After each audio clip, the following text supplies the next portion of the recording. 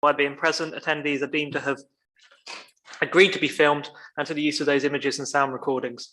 I can advise that attendees should not disclose any personal information of individuals, as this would infringe the data protection rights of that individual. May I please ask that everyone mute their microphones when not speaking. So we start off with apologies for absence. We have apologies from Councillor Alban, Councillor Brown, Councillor Leslie Fage, Councillor Thomas, Councillor Woodhead and Councillor Frank Foster. Everyone else has made it. Declarations of interest. To receive statutory declarations of interest from members in relation to firstly pecuniary interest and then non-pecuniary interest. So does anybody have a pecuniary interest in any item on the agenda? No. Any non-pecuniary interests? Also no.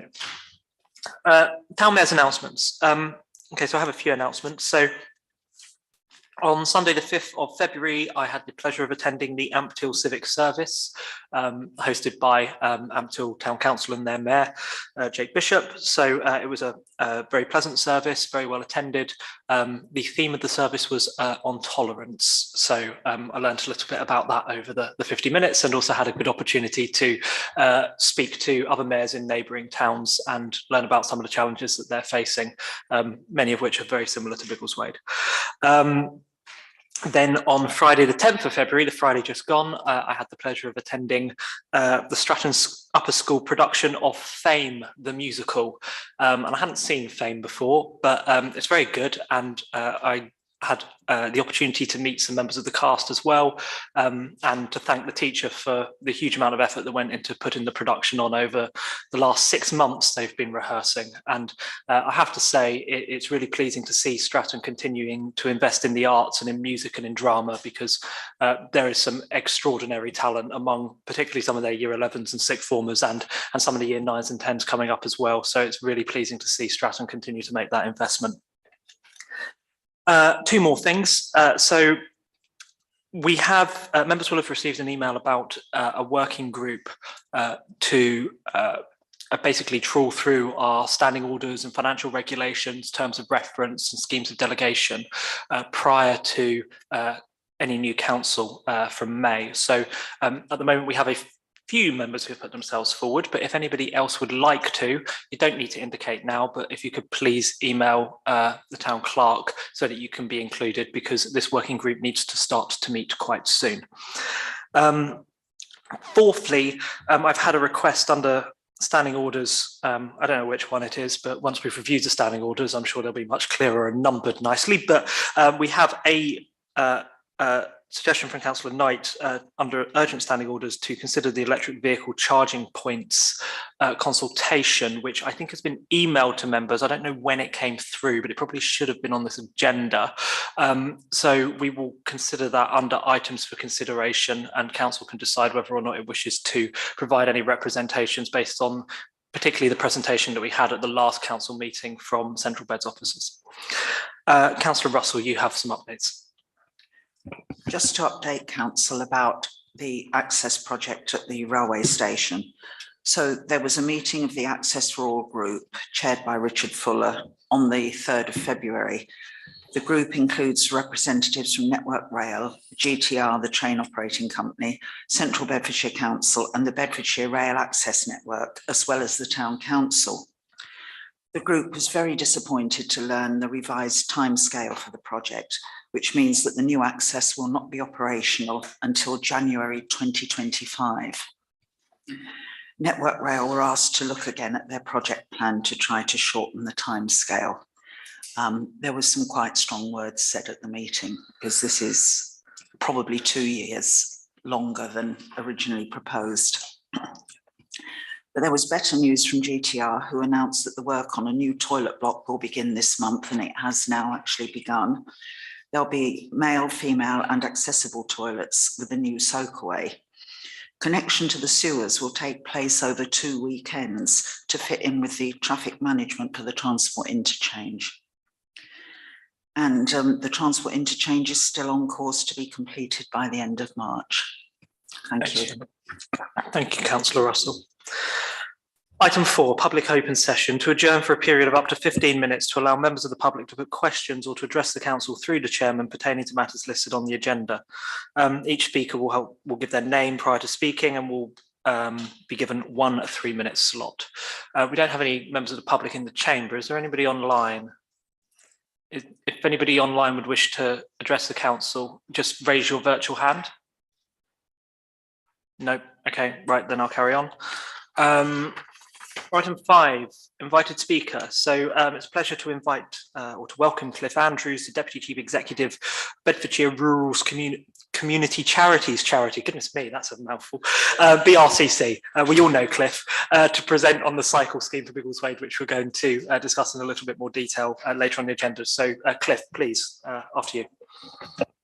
Great, thank you very much for this opportunity. I believe, yeah, so the slides that you have in front of you, but are also now up on the screen. This is a project that we are looking to deliver in partnership with Central Beds Council, who are co-funding the project. If we can move straight onto the second slide, please. So the main aims are to provide access to bikes at low cost for those in the town who don't have them. Through the work, particularly of our social prescribing service, but also our Good Neighbours and the community agent, we're aware that there are some people in the town who would like and would benefit from access to bikes, primarily for recreation, but some for getting to work, who have barriers in the way of their cycling. It might be simply that they cannot afford to buy their own bike. It might be that they could afford to buy their own bike, but they live in a flat where they've got nowhere they're able to keep a bike. It's also a way of encouraging people that maybe haven't previously thought about cycling and as a means of transport and exercise, to making it easily accessible to them. We've chosen Biggleswade for this pilot project. We could have spent the funding elsewhere, but we've chosen Biggleswade because of the green wheel in particular. Of the various green wheels that are being created, Biggleswade is the one that has the greatest amount of cycling routes, and we're still continuing to complete the green wheel and create more cycle routes. We want to benefit those in the community who are most in need of free or low cost access to exercise, and gyms are not a cheap option. This scheme should be. If we can move on, please. So the pilot, it's to trial a 12-month pilot for 12 bikes, where the bikes, the locks, the maintenance, user support would all be covered and insured, and as I say, delivered in partnership with Central Beds Council.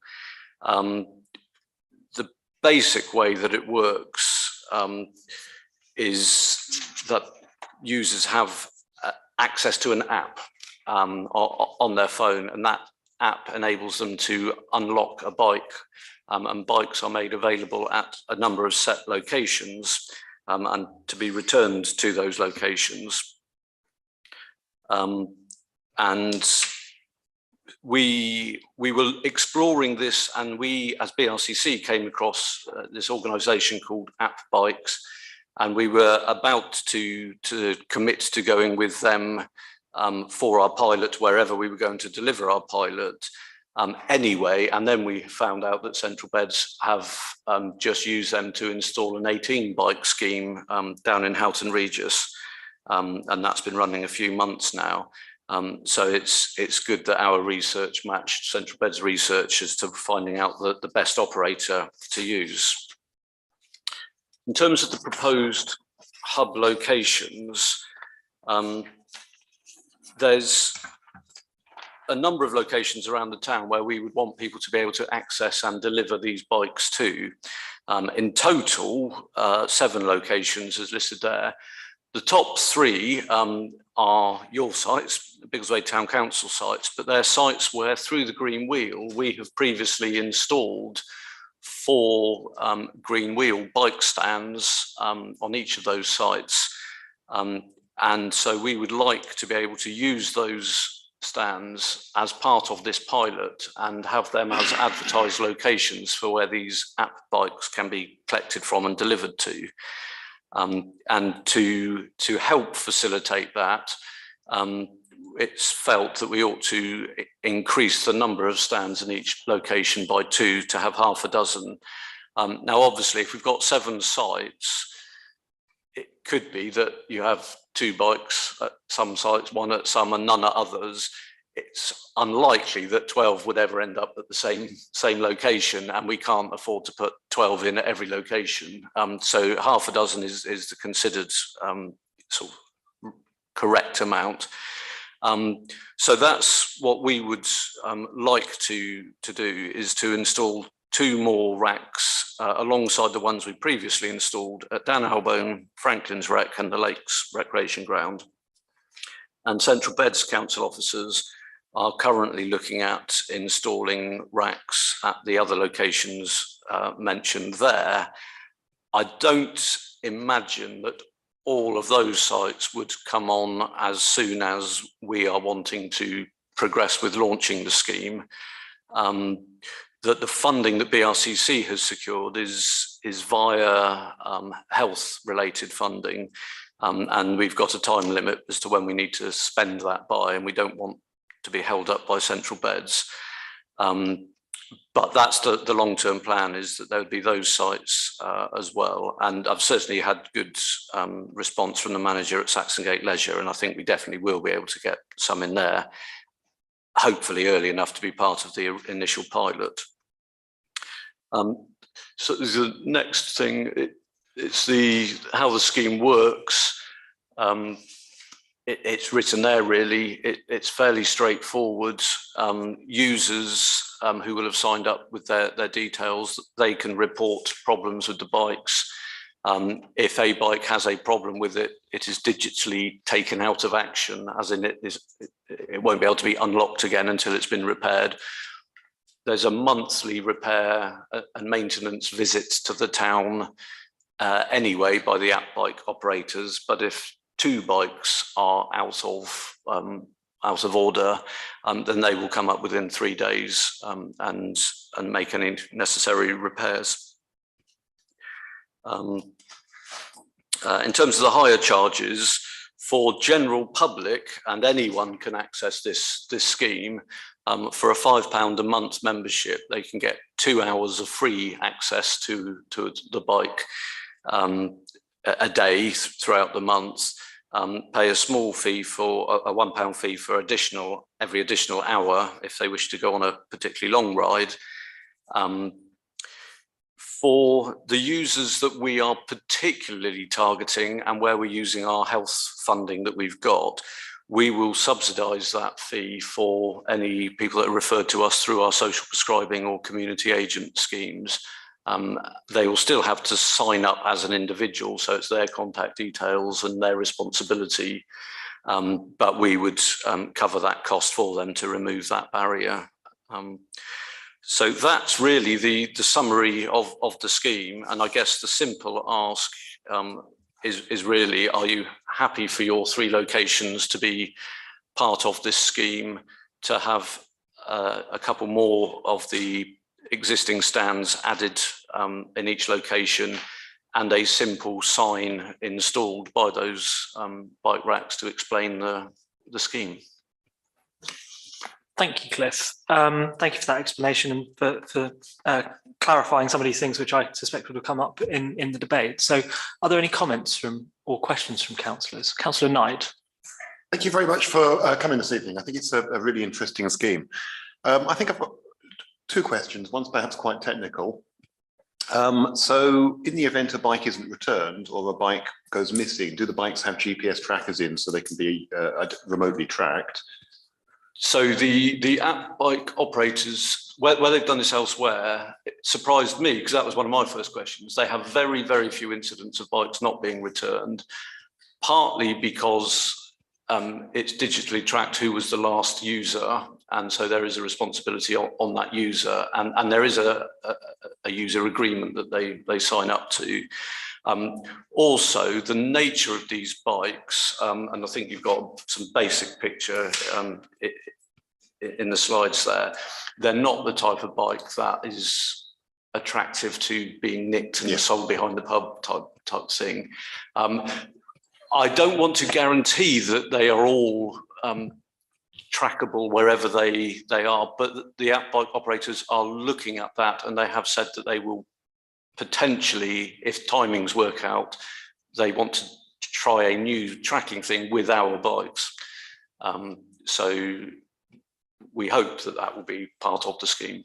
Thank you. Yeah, I guess my worry is if I was to hire a bike and then return it, and then it was to go missing, could I still be liable because I was the last person to So if you are the last user, it will register when you have locked it up and left it.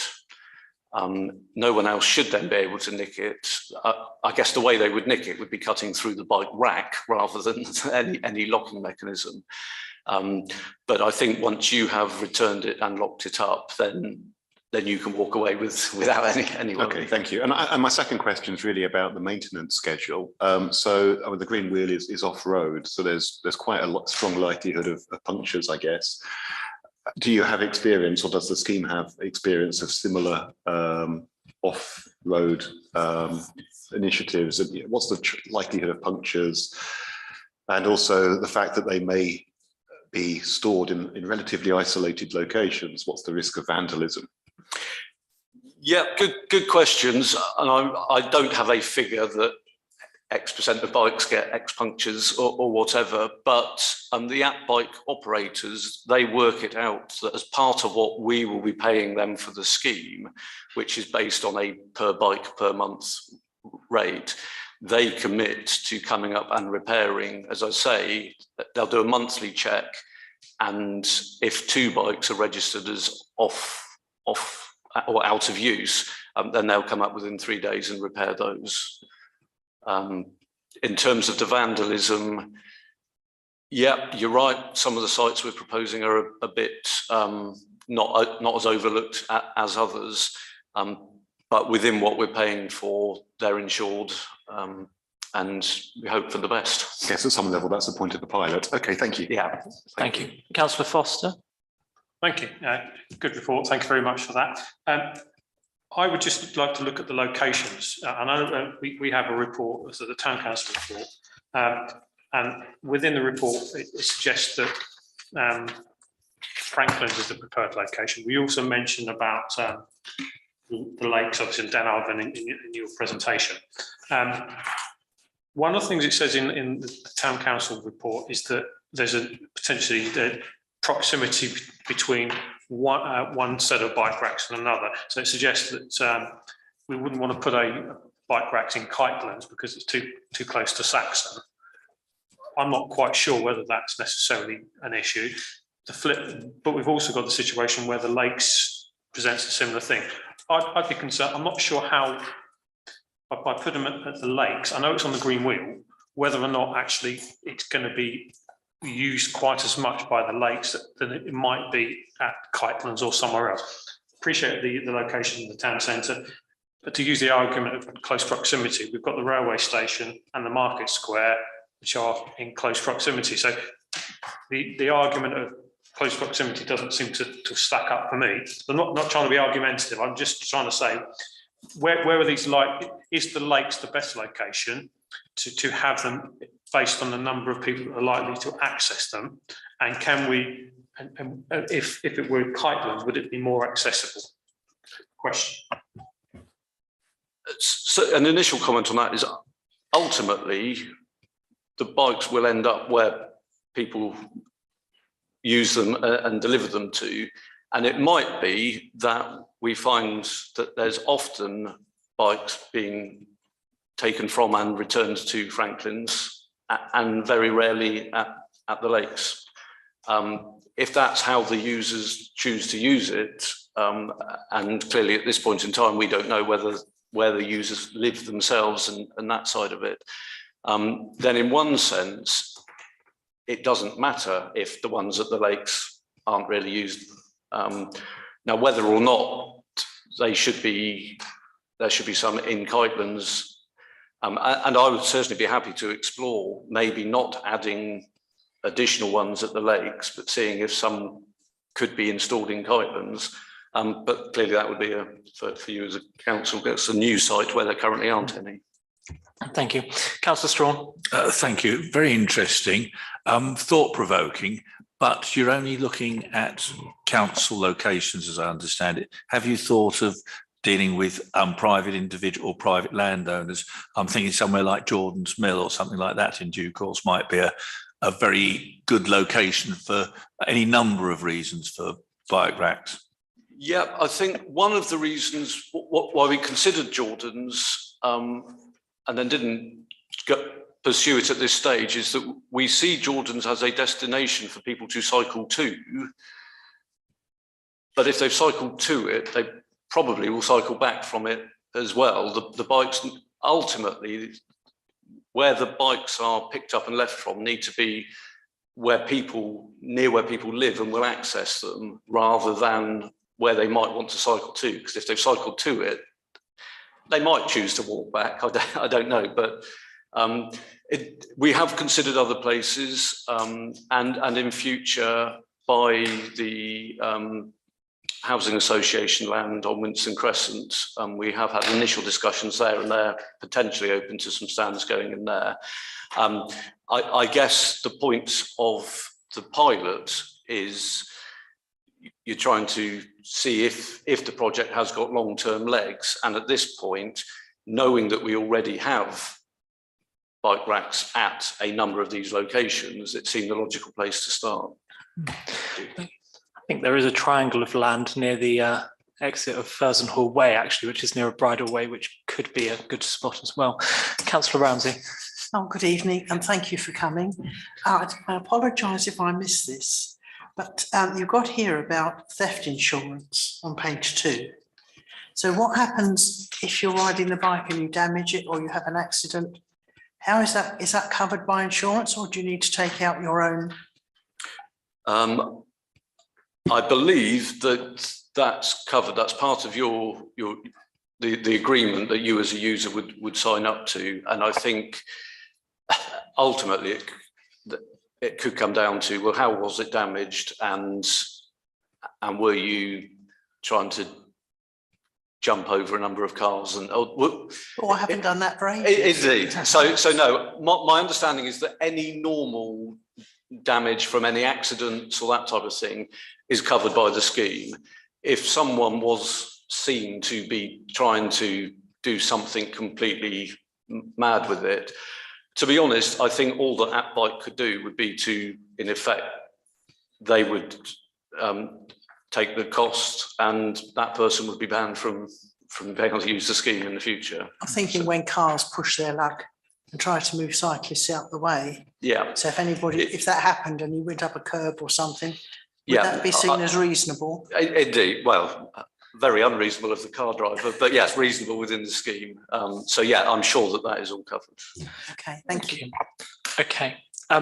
Cliff, thank you ever so much. Just one question from me. What if we were to support this evening, what sort of timelines are you working to with BRCC and with Central Bank? So once we have a number of sites agreed, and as I've said, there's the 3 that are town council owned.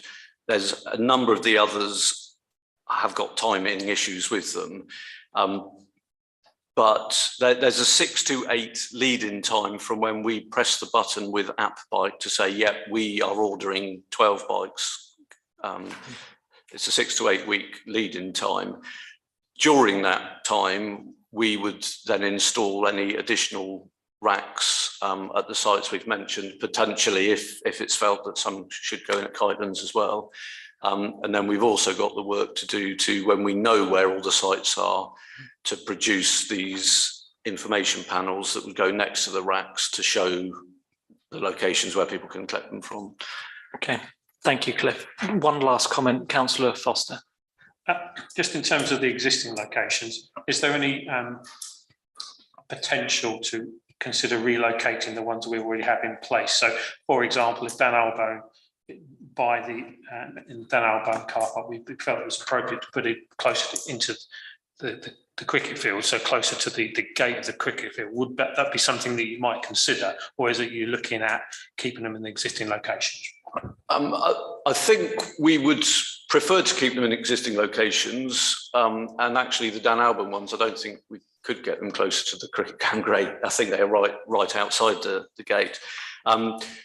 Certainly, if there was a need to relocate them, we could. That would be an additional cost that we haven't accounted for, but hopefully one way or another we could find that. Thank you. What I was thinking is potentially to have access to more residents if they were inside the cricket field, the other end of the other gate, so not Dan Albone car park, but actually within the cricket field, you've got more residential area close to that end. But that's fine. Get onto this, I think, because this is our land and we have a discussion about this later on in the agenda. But I think Cliff's made his point. Okay, thank you very much, Cliff. You're welcome to stay for the rest of the meeting if you wish, but you are not obliged if you don't want to. Thank you. I probably won't, if that's okay. But go and have some dinner. If I may, just a 30-second Oh, extension, yes, please. Yeah, go on. Yes. Just on another topic. As you're aware, the Town Council funds BRCC to host the community agent. For the last couple of years, that's been Lisa King. Lisa is actually retiring from BRCC next month. But I'm pleased to say that we've already managed to recruit her replacement. And so the new agent is a lady called Julie Balaam, who will be starting about mid-March and having a little bit of handover period with Lisa. She happens to know Lisa anyway, but so it's good that Lisa's experience hasn't put off her friend. But we just, for people's interest, we had 12 full applications. We interviewed 3, and whilst any of them could have done it, Julie was the clear preferred choice. So just thought, as I was here, I'd take the opportunity to give you that update. Thank you very much. And it's good to know. It's refreshing to hear 12 candidates coming forward as well, which shows a lot of interest in the role. So thank you ever so much, Cliff, and we will be in touch after the outcome of tonight's meeting, no doubt. Great. Lovely. Thank you very much. Thank you. And thank you for the Valentine's chocolates, whoever provided them. That's our very kind staff. I will hand them to my wife now. That's an all. apology for being out. That's all right. Thank you, Cliff. Do you want to just turn that microphone off, Peter, or somebody? Thank you. Okay. Item 6, members' questions. Councillor Pullinger. Thank you. So it's my understanding that the audio and video equipment, or the video equipment in particular that we're using in the chamber, is on a long-term loan to the council from a local business. And I'm also very aware that council passed a resolution on the 24th of May last year, stating what equipment we wanted to purchase and be installed by officers. And as yet, that's not been progressed. So I was just wondering if the clerk could give us an update as to why that's not been progressed and what is happening in terms of installing the necessary AV equipment for us to operate effectively as a council in this chamber, noticing, of course, that some of the microphones are still out of order, and that resolution was going to address that. Peter. Karim's actually joined us. Okay, does Karim want to come online?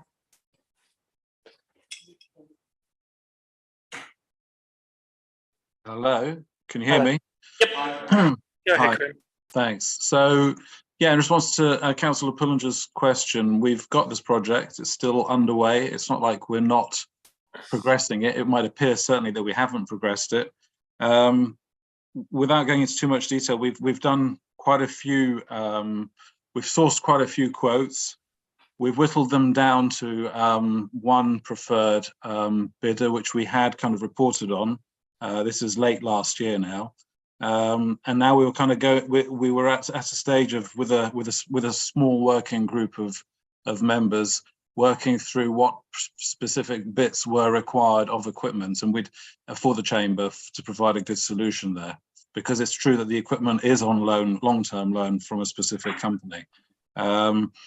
So where next on this? I think I recall, Town Clerk, if you want to refresh my memory as well, but I'm reasonably sure that it was resolved that also that the funding would come out of our reserve, I think, on this particular matter, on this item. And the amount off the top of my head is in the low thousands, essentially. So I think that's why it had stopped progressing as of sort of as late as October last year, I think. I'll stop there for now. Thank you, Karim. Peter, do you want to comment? Then I'll bring back Councillor. Yeah, I guess I have a question in the room, which I guess is, are we absolutely clear about the fact that all of the work that's necessary can and should be done by whatever external party should be involved? Or is there still a little bit of confusion around what the officer role might be here? Okay, we're not going to go into a huge debate on this. Councillor Pullinger, do you want to have the last word, and then we'll move on? So my last word is, there were 3 proposals put forward to members in May. One was to use an external supplier, one was to use an arm's length supplier, and one, which was proposed by officers, was an officer action solution, i.e. the equipment is spec'd and we and our officers install it. That was the recommendation of officers. That is what council resolved to do, and yet there's been no action on it. And as for a working group, I'm not aware of council agreeing any working group of members to work on this, and I certainly don't know who's involved, because I know I'm not. Okay, thank you. I'm going to leave it there. Councillor Russell, do you want? I just wanted to say that perhaps this could go on the next agenda, because if it was May when we discussed it, people may have different views now, and we need to discuss it properly. Okay, you're free to request that on the agenda in the usual way, I think. If I may just say from the chair, perhaps this is something that, as with the discussion around standing orders, financial regulations, we're trying to get a bit of a clean slate for when there is a new council in place from May. Perhaps this is part of that sort of rudimentary setup that we need. Councillor Bond, is it briefly, if you don't mind? Very briefly, I assure you. When we discussed this last, I made a suggestion that it might not be a bad idea to swap out the 40 unit over there with the one which is not used. Can that still be looked into if it only takes a few minutes? Okay. Thank you. All duly noted, I think. This is something we can look at over the coming months. Moving on. Any other members' questions? No. Minutes and recommendations of meetings. For members to receive the minutes of the F&GP meeting as finance and general purposes from Tuesday 29th of November as offered. Well, Councillor Pullinger, is there any comment on this? With your microphone, sorry. No, I was surprised that to see this on the agenda. Actually, I didn't realise it hadn't already come to council, having been from some time ago. But no, nothing to add to it. Oh, okay, thank you. Are there any comments on this? No, we're all right to note these. Okay, I think we need to think about how we know that minutes need to come to council. We'd prefer them to follow the council minutes in future, if that's all right. But we'll make sure they come in a timely way, if that's okay, please. Then item 7B, for members to receive the minutes of the town council meeting Tuesday, 24th of January. We're going through these for accuracy, first of all, please. So we're on page 12. Any comments on page 12 for accuracy? No. Page 13, Councillor Russell. The last paragraph of item 5, I don't think it's right to refer to our guests at the council meeting by their Christian name only. Could we be more formal, please? Thank you. Yeah, that's noted. So that changes to Mr. Price. Anything else on 13? No. Page 14, Councillor Russell. Last paragraph of 9A equates to an increase of 7.48% for a Band D property. It would be very good to add in the minutes so that we've got it for future reference. The per week, I think it was 26 pence per week, and I wonder if that could be added for future reference, please. Okay, we can add in. Can we just check the per week amount, please, and add that in? No, that's fine. And also, could I say, Yeah. very bottom line, GP practices is with a C, not an S, please. I know that's pernickety, but Bottom line of which one is that, sorry? page 14. Page 14. Oh, yes, so it is. Practices, just what is that? Okay, I have one on page 14, which is 9B, the last paragraph. So members resolve to accept the motion that any spend related to Public Work Loan Board monies is approved in both the amount and purpose at council first before spending. I think then we just need a full stop because it's not subject to anything. We can take out that bit that says, and that is subject to due consideration being given to future financial regulations, and just bring that all to the bottom and take out the word subject to, because we know we need to include something related to loans when we review financial regulations. That's page 14. Anything else on page 14? No, page 15? No, page 16? Page 17. Councillor Russell? Oh, sorry, yes, of course. Thank you. Land to the Lord north of Lindsell's level crossing.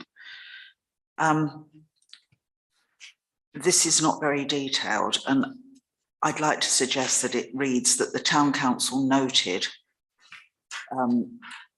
the shorter ramps and changes to rights of way. However, council strongly object, as they have done previously in August 2022. And then I think it says that it needs to say,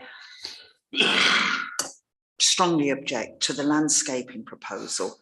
The new plan reduces the planting further from the discharge of condition approved in November 22, and even further from that which was approved by DMC in July 2021. Condition 3 is required to mitigate the visual impact of the bridge in line with MPPF and local plan policies. And the reason why I'd like a bit more detail there is, again, because when you look back at the minutes, you need to be able to see exactly what the issues were. And if council's happy to add those extra words, then I'm happy to give them to the clerk for processing. Yeah, thank you. Is there any concerns about adding those extra words? No, I think that's a fair reflection of the discussion. Okay, so if you're okay to pass those on, please, Councillor Russell. Anything else on page 16? No. Page 17? No. So subject to those changes, are we comfortable that these are accurate? Yes. Matters arising. Item 8, matters arising. So matters arising from the meeting of Tuesday, 24th of January, so the meeting that we've just been through. So any matters arising, page 12, page 13, page 14. Councillor Strawn.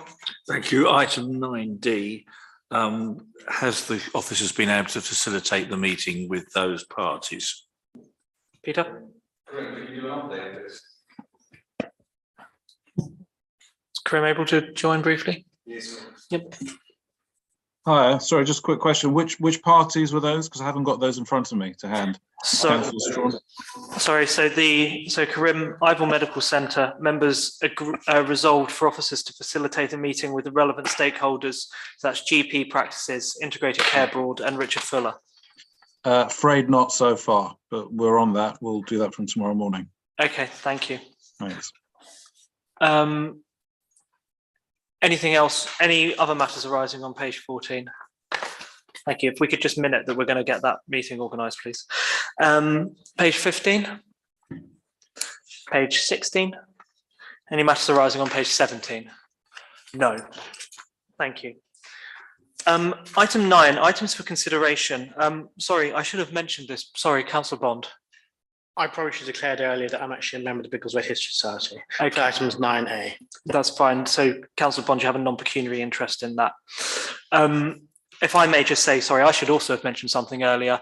Under items for consideration, we have a number of exempt items, but having discussed with officers and others, I would like, please, and we can discuss this further down the agenda, to bring items 15A and 15B into the open session and leave the remainder in exempt.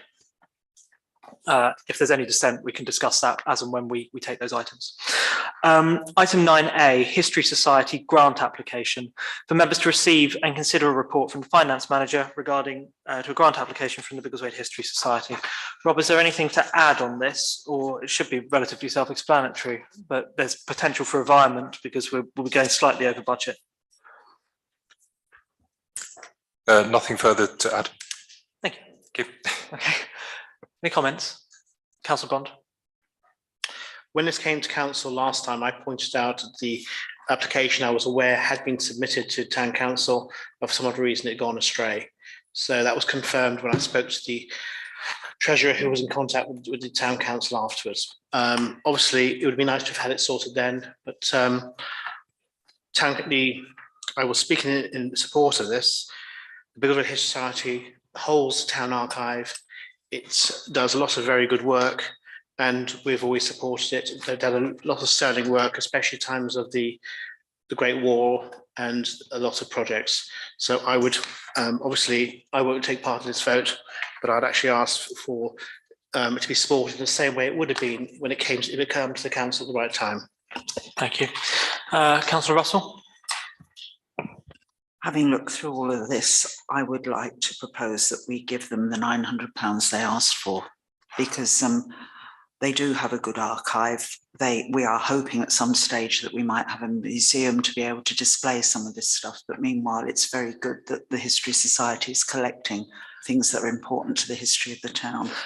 Thank you, Councillor Russell. Just for clarity, is that to move the £900 plus also the environment as recommended by officers to facilitate? Since the environment's necessary, yes, please. Yes, thank you. Okay, is there a seconder for that proposal? Yes, there is. Any comments? Councillor Strawn? Yes, I'm just concerned that with the grant applications, we're going to environment. I agree totally with the concept of the award, because I think the History Society do an excellent job, but I'm just concerned about the fact that we're effectively going over budget on this and that we're using having to via it for it. I don't know what the responsible financial officer has any opinion on that, but I think he's put his name to the report, or would be happy to put his name to the report, but I just don't think it's a good principle for future. Thank you. Councillor Pullinger?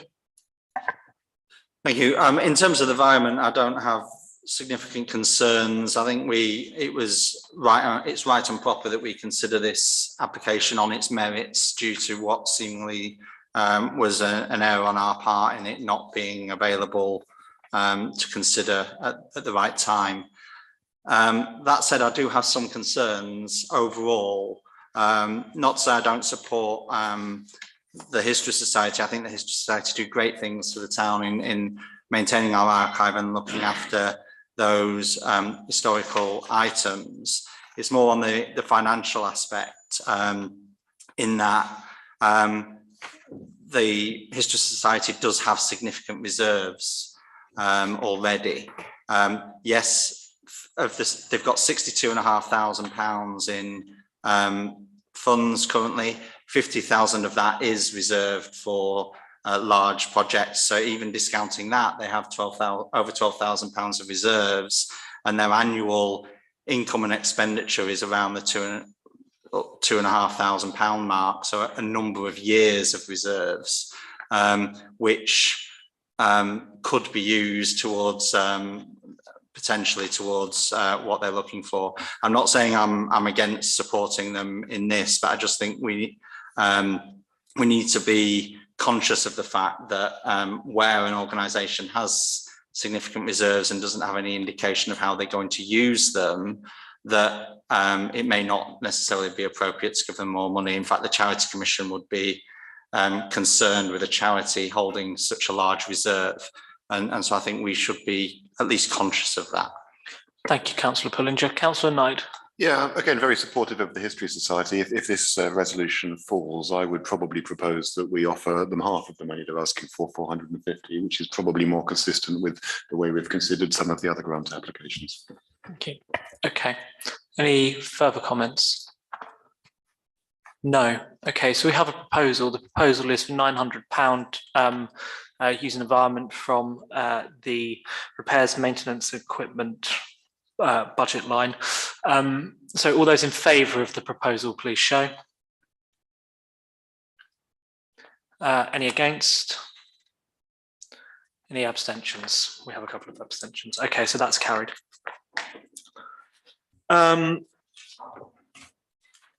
Item 9B, planning templates. So members to receive and consider new planning templates produced by Deputy Mayor Councillor Russell. Councillor Russell, this is following on from a meeting with Dave Chetwynd, is it not? So do you want to introduce this? Thank you. Yes, going through Dave Chetwynd's presentation and his advice to how to respond to planning applications. First of all, I think you need to be totally formal with these responses rather than using Christian names. The important paragraph as far as Dave Chetwynd was concerned is that first one, which highlights every time that the neighbourhood plan is part of the statutory development plan for Biggleswade, because we want to keep emphasising to the various planning officers at Central Beds that we do have the neighbourhood plan. So the first letter, which is no objection, that's what we always say, no objection, subject to consultation with neighbours and consideration of their comments. The bit in italics is that if it's an important planning application and there's something about it that we particularly like, the advice is to highlight that, because that is an indication all the while to not only the planners, but somebody else who may come forward with an application of what the town council approves of. The objection letter, again, it's the same introductory paragraph, and then there are various items in italics. So we would say that we object to some aspects of the proposed development, or we strongly object to something, but then we need to lay the detail out appropriately. We can't simply say that we object, and you can't do it as a template because it's going to be different every time. Again, if there are any good points of the application, to note it in case there's any dialogue with the developer and the developer comes back with a revised plan. And then we've often talked about the fact that we may need to indicate what could be demanded through a Section 106 application. So therefore, we could mention that. And we have done it on the local plan, but I don't think we've ever done it on a planning application. But to say that we'd be happy to work with both developers and the planning authority to try and get to the right answer in the way that we've worked with developer recently with meetings in the council chamber. So that's the reasoning for that. So the other thing I'd like to say is that the detail that needs to go in the response to the planning application is down to us as members. And we need to be able to articulate against those various points what we want to have put in the response. So it's as much for us as for officers who are going to be actually doing the response. We need to give the officers the right content to go in the response. Thank you.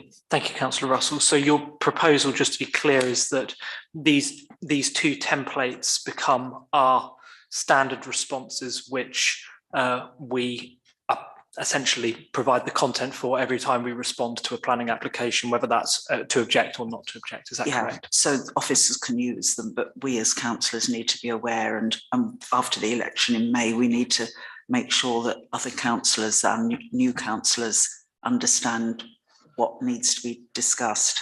Thank you. And this would replace our current wording, right? Is there a seconder for that proposal? Yes, there are seconders. Councillor Strawn, do you wish to speak? Yes, I do. The seminar was very interesting and very useful, and it came out of this, as Councillor Russell says. I think it was disappointing that there were so few members who attended, because it was worthwhile. And I think what Councillor Russell just said, we as members need to be much more specific on how we support or object to a planning application, and that came out in the the presentation. So I'll fully support that, and I think the members need to take away the fact that when we're looking at planning applications, we need to be more specific in our instructions to officers so that they can complete it. And of course, it is essential. The key part is that first paragraph, which refers to the fact that we are part of the statutory planning process, and our neighbourhood local plan forms part of that. Thank you, Councillor Strawn. Any further comments? No. Okay, so we have a proposal. The proposal is to replace our usual response wording with one variation of these two outlines, depending on whether we're objecting or not objecting, and for this to be used going forward. So when responding to planning applications. So all those in favour of that proposal, please show. And that's everybody. Thank you. Item 9C, bicycle hire proposal for members to receive and consider a report from the play shaping manager. Isaac, do you want to introduce this? Is there anything to add? Yes, thanks, Chairman. So just further to Cliff's presentation earlier, all of the recommendations, conditions bar the design of the bike were covered during the Q&As. I did get information through from Cliff's colleague yesterday to answer this one. So the design comes as standard as set out by the pictures. But there is an opportunity to change this at £40 per bike if members did want to consider council branding or something similar. The recommendation should also be adjusted to include the Lakes Recreation ground location as set out by Cliff. That's it. Thank you. Thank you. Peter, did you have something to add? Very briefly, members will be aware that as part of the decluttering process at Central Beds, did some year and a bit ago now, we still have the old cycle racks, ones which were, one of the key things of our town centre. They are still in our new depot. So at some point in time, we need to reflect on where they might be repositioned. This could be something you wanted to link into this.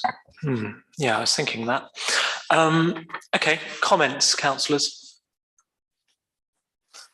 Councillor North, with your microphone, please.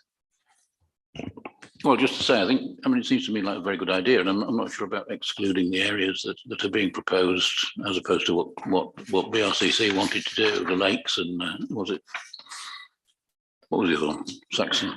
So the ask really from BRCC, if I'm not mistaken, is that they would install some extra cycle racks at Dan Alban, Franklin's, and the lakes in order to create 6 essentially cycle racks there, which would accommodate some of these bikes, and they'd install others elsewhere, but that's a conversation with Central Beds. Yeah, so but that's that's what the we've been point. asked. What is being recommended is that some of the sites that BRCC wanted, we would not agree to, which I don't, because of people might leave the bikes floating, abandon the bikes.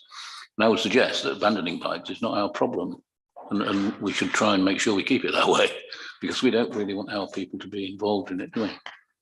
I don't think that's quite right. Councillor Knight. Well, I think it is. Forgive me. So, BRC. So, the recommendation is that members agree that officers consult with BRCC. Agree with BRCC that the bike hire scheme go ahead with Franklin's and Dan Albone, but as we've just said, including the lakes as well. This is subject to further detail reporting back on pricing structure, bike rack designs, intended number of racks at each location, although we have clarity on that now, functionality to report broken and abandoned bicycles, which we've also discussed, and service provider service level agreement, which has also been raised. Yeah, but it doesn't say the lakes in the paper. It was reported verbally just a moment ago. Oh, right. Yeah, okay. Sorry, some crosswires there, but that's all right, Councillor North. Councillor Okay, so I think it's a good initiative, and I had a few concerns, but Mr. Andrews has relieved me of those, really. I think it is a trial, and I think it would be a good thing for the council to support that. After the trial, there are obviously going to be questions about ongoing funding and whether the locations need to be tweaked. So I would like to propose that we accept the recommendations, including the lakes. Obviously, I'd be mindful to listen to any proposed amendments in the room.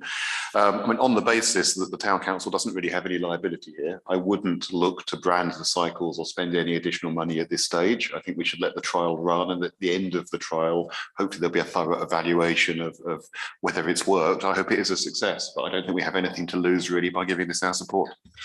Okay, so the proposal is to accept the recommendation that we support this trial with the extra installation of bicycle racks at Dan Alban, Franklin's Rec and the lakes in order to facilitate that to go ahead. Is that a fair summary, Councillor Knight? Right, with no expenditure. Is there a on the part of the seconder? town council. Councillor Russell seconding. Any comments, Councillor Russell? I'm happy to second it, but we've had the presentation tonight with a lot of extra information from Cliff Andrews, and I think that needs to be taken in conjunction with this. Items like the number of racks at each site would be 6, and items like the functionality to report broken and abandoned bicycles. We've been told about that, but I think it would be very helpful if officers come back with a final go through of everything that's going to happen. And I do have reservations about whether it can be abused, but I think giving it a year's trial is the way to do it, because we don't know whether it will be abused or not. But while I'm speaking, and not to do with our motion tonight, I noted the idea of CBC putting bike racks on the market square. And I come back to trying to plan our market square and what are they going to put where, and are they going to put them in the middle of somewhere where? So, you know, I would hope that maybe through BRCC trying to coordinate everything, we might get them in a sensible place on the market square rather than dumped. And the idea of using our old bike racks, the problem is certainly for the sites at Franklin's, Dan Alban and the Lakes, there are existing bike racks that would be added to, so I don't think it's appropriate, but I fully agree that we should use them at some point. Yeah. Thank you, Councillor Russell. Councillor Foster. Okay. You have no existing bike racks at Kitelands, which seems odd. And for me, I think that in any event, they should be addressed if there aren't any. I'm not sure. I didn't pick up on that, but I still think that Kitelands is perhaps a better location than the Lakes.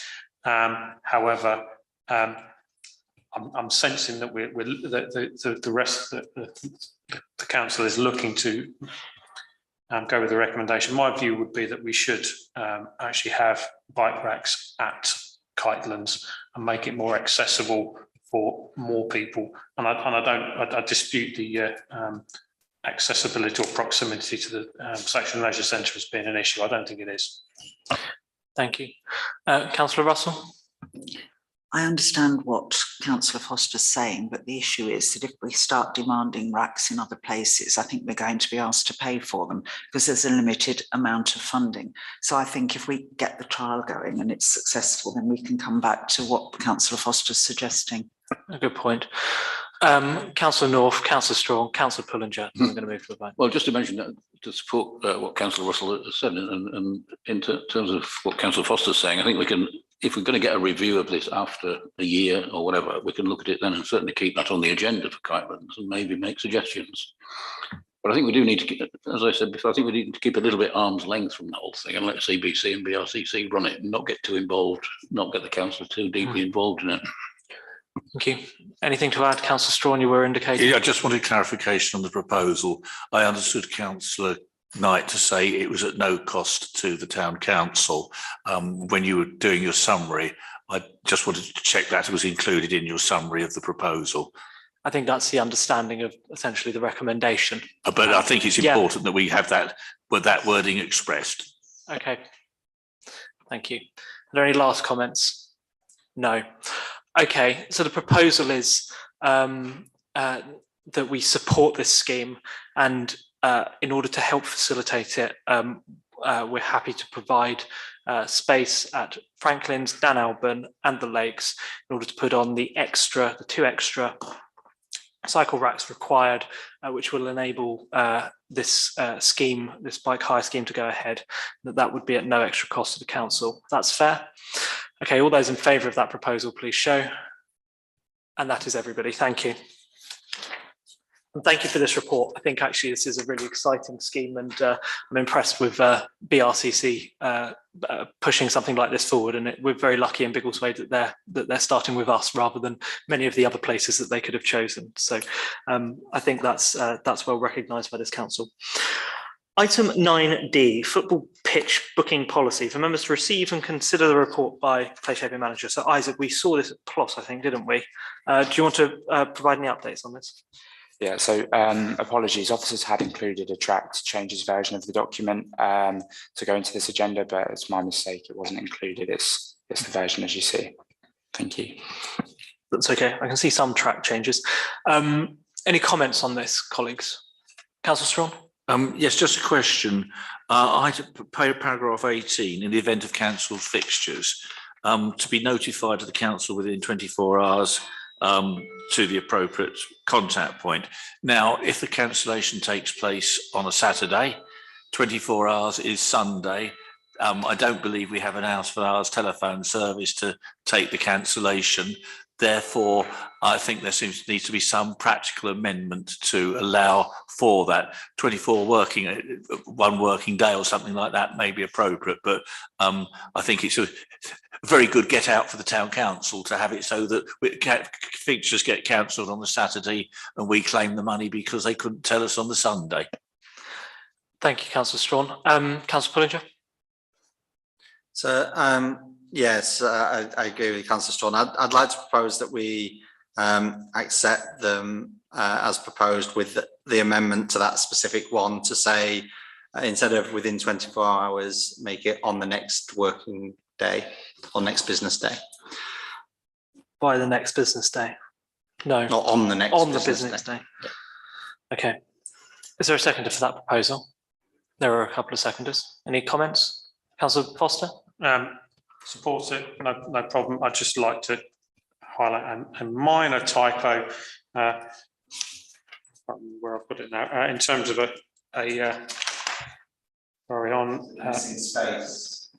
there is after named and then point in paragraph 1 on page 38. And can we have the correct English spelling of endeavour on paragraph 3, if that's okay? No. And I just have a question around the other sporting organisations, community groups, etc. They can inquire to book in the event that it is agreed that they can book. What happens next? Do they go through the same process in terms of having to complete the form and having the link sent to them? I think we can think about that operationally. It's making sure that the policy and the terms and conditions are sort of tight enough to facilitate that, but also loose enough to give officers the freedom they need to deal with the odd request, perhaps. I presume the proposer is happy with the correction of those 2 typos. Any last comments? No. So the proposal is to accept this as set out, but subject to a change on number 18 on page 39, which is the removal of within 24 hours to on the next business day, and plus those 2 typos. All those in favour of that proposal, please show. That's everybody. Thank you. 9E, allotments improvement project report. The members to receive and consider a report from the head of governance and strategic partnership. Okay, so we have some recommendations here. Karim, is there anything to add? So looking behind me. Karim, is there anything to add to this? Thanks, Mr. Chairman. So yeah, just a couple of bits. So following on from the report which is in the pack, which was acknowledged and recommended by the 31st of January PLOS committee, today I'm happy to say that officers visited the site and marked down a full 23 new half plots in differing shapes. This number is significantly higher than the anticipated number which we'd put into the report, and it's going to generate circa £805 of new income per annum. The expectation is essentially that, I should say, the recommendation in there in the report is that officers will be shortly approaching the people on the waiting list and to reduce it down significantly. And I just wanted to say actually a big thank you to the Public Realm team who've done a huge amount of work on this project to bring it to the stage we're at, which is going to take another few more weeks to achieve the full result we're anticipating. Thanks. Thank you, Karim. Okay. So we have some recommendations. This is just to summarise. There are a few recommendations. Officers to approach people on the waiting list to invite them to take the new 10+ half plots, but it's now quite a bit more than that, which is great. Officers to promote people on the waiting list for those who may have an appetite to take on a micro planter, and for officers to use existing allotment budget to deliver the remaining parts of this project. There's 900 and something pound in there, and that's about how much it will cost to deliver. I think I'm right in saying. Any comments on this, Councillor Russell? I'm happy to formally propose the recommendations, but just a couple of things on the report on page 42. That very last line, which will be redacted and shared to benefit all allotment users and accuracy. Was there something important there? What was meant? That looks like the computer trying to correct somebody for something. I've no idea what that means. Peter, do you know what that means? Yeah, all that he's saying to you, and it doesn't read very well, is that with a nice clean site plan, which we don't really have, when you walk around the site and try and find the allotment that you want, then it'll be easier to find, but it doesn't describe it that way. It's just basically saying the So good an site accurate plan. layout of the plots. Correct, that's a better English description. Yes. Thank you. And while I've got the floor, I hate the expression reaching out to people. Can we please not reach out to land agents and owners? Thank you. I remember you mentioning this once before when I forwarded on an email and you said, I can tell you wrote that, Councillor Page, because you've had reaching out in it several times. So it's duly noted for officers. Councillor Pullinger. Just a thought, and this may not be practical, but I recall from earlier conversations that the numbering of the plots isn't very systematic.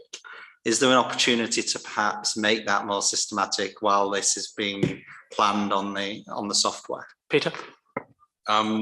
You'll be pleased to know that this is picked up in the regular conversations that we have with the Allotment Association and other colleagues. So yes, it will be picked up. Yeah, and as you say, it's a complicated beast at the moment. It's not easy to find your way around. Yes. Thank you. Yeah. Councillor Foster. I was going to make that same point, but I just think on top of that, we just need to make sure that we've got the mapping software, that the signage obviously reflects that as well. And I'm sure it's going to be picked up as part of it. Getting some signage is sensible, definitely. Councillor Russell, you made a proposal. Sorry, I didn't actually ask if there was a seconder for the. You did make the proposal to move the recommendations, didn't you? Is there a seconder for that? There are seconders. Sorry, I should have asked for that.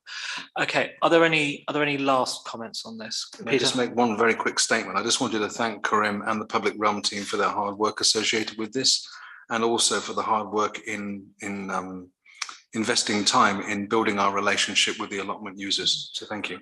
Yeah, thank you. Could we minute that if that's all right, please? I think that's appropriate. Just one thing, if I may say from the chair, something I did spot about these micro planters, which I think is innovative and different. This doesn't need to form part of the proposal necessarily, but just for officers' benefit, I think we should try to make clear, at least I hope we would make clear, that if somebody who's on the waiting list looks to take on a microplanter, for example, that wouldn't necessarily disadvantage them or move them down the allotment waiting list for a full plot. Is there broad agreement on that? I'm not saying it needs to form part of the proposal, but just from an implementation point of view. Okay, sorry to interject like that from the chair, but so we have the proposal. The proposal is to accept the recommendations as laid out. All those in favour of that proposal, please show. That's everybody. Thank you. Okay, we have 3 extra items to take under for consideration. One was mentioned under Town Mayor's announcements, and it is on electric vehicle charging points. So I suggest we take that now. So if I introduce from the chair, just over 2 weeks ago, when we met at the end of January, we had an update from a Central Beds officer about a programme of work related to electric vehicle charging points. As part of that project, they are seeking sites to use car parking spaces in order to put charging points next to them. That will have consequences for the use of those parking spaces, and we've been asked for our view. This has been circulated to members via email, but wasn't on the agenda. Councillor Knight requested it, but I think we were quite late, but we can still take this item anyway. So Councillor Knight. Thank you. So I understand the deadline for the consultations is 17th of February, so I'm eager that the Town Council considers responding tonight. So my understanding is 8 spaces will be taken out of use for ordinary parking, and the proposal is that they are taken out of use for anybody who's not charging their vehicle between 8 AM in the morning and 6 PM in the evening, Monday to Saturday. I'm not sure what the capacity is in that car park because it's unmarked, but by a quick ready reckoning, looking at the plans, it looks like it's about 1/3 of that capacity, which seems to be quite a lot, especially given there's not much evidence of demand for EV chargers on that scale in that location at the moment. So we could have wasted capacity. I'm particularly concerned about school drop-off time and collections, where parents may use that car park, you know, between 8:30, 9:30 to drop off their children and to collect them and later in the day. I understand there is a proposal, which sounds terribly informal to me, that CBC, who are seeking these parking changes, would not enforce the parking place orders during school drop-off and collection. But the parking orders legally would still be from 8 AM to 6 PM. And I don't think that type of informal arrangement is acceptable because it could change at any point. You know, parents would effectively have to ignore the signs, and if a zealous parking enforcement officer caught them, then it could all change without any warning. So I'd like to make a proposal. I propose that we respond saying the restrictions should be from 9:30 AM to 2:30 PM Monday to Saturday rather than 8 till 6, and that would therefore make sure people could use those spaces if they're available for the period of school drop-off and collection. Thank you, Councillor Knight. Is there a seconder for that proposal? Councillor Pullinger, you're seconding. Do you wish to speak? So yeah, I agree with that. When we met with, some of us met with Mr. Price informally last week, and he made those points around the informal arrangements are not enforced, which I agree isn't the right way forward. When he spoke at council as well a few weeks ago, Mr. Price said that in Central Bedfordshire's council strategy around installing these in a number of locations, or in most of the locations, was that although they were installing 8 bays, that they would only be enforcing 4. And the way that was portrayed at that meeting gave the impression that that applied in Biggleswade as well. It turns out when we now get the consultation that actually the intent is to enforce all 8 bays in the bulk car park. So I was just wondering whether, because we're uncertain of demand at this stage, whether it might be more appropriate for initially that to also be for 4 of the 8 to be enforced. And if it shows that there is demand, then maybe they could look to increase that to enforcing all 8 rather than potentially doing it the other way around. So I don't know if Councillor Knight would be willing to include that within the proposal as well. Is it an or an and? How would that work? Councillor Pullinger. As well as your proposal. Okay, so the proposed revision then is the parking, is it enforced only for 4 spaces and only between 9:30 and 2:30 PM? Yeah, Yes. that's fine to me, yeah. Okay, you're happy with that proposal and you're happy to second it. Further comments? Councillor Bond. I'd just like to ask through your chair if Councillor Knight is talking about its restrictions, because he was saying 9:30 Monday to Saturday. Does he want to have a different set of restrictions Monday to Friday for school times, or he's going to have the same time on Saturday? Councillor Knight. So I thought about that. So as the current proposal from Central Beds is Monday to Saturday. So for the sake of simplicity, I was proposing 9:30 to 2:30 Monday to Saturday. If you wanted to propose it was only Monday to Friday, it was relaxed, I would accept that. I'm trying to keep the signage simple. Okay. Councillor Russell. Yeah, I would suggest we keep it simple.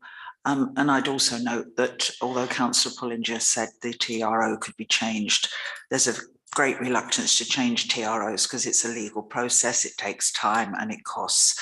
So I think, you know, what was proposed, but if you want to add over 4 bays, you know, but I think we just need to be aware that we're asking quite a lot if we expect that things are going to be changed in 6 months' time.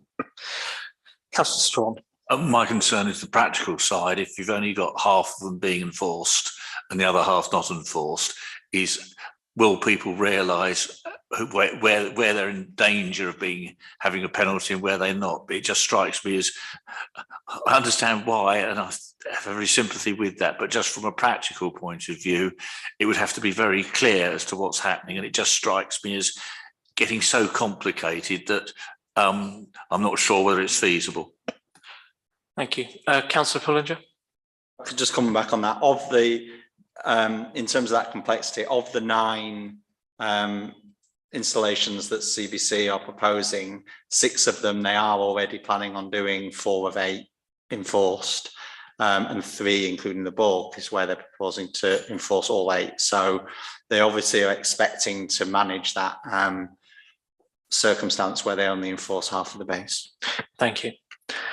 Any last comments?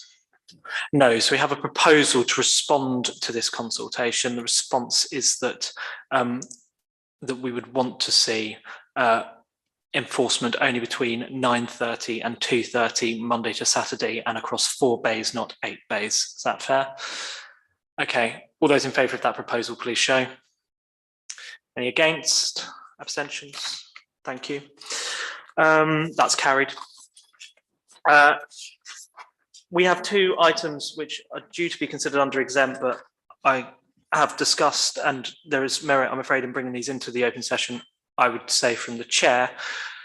Is there any dissent in taking item 16A in open session? No, then we take 16A in open session. So I'm looking at item 16A. This is Public Work Loan Board application for members to receive and consider a report from the Town Clerk and Chief Executive. Peter, do you want to bring highlight this, please? Just try and keep this to 5 minutes if I can.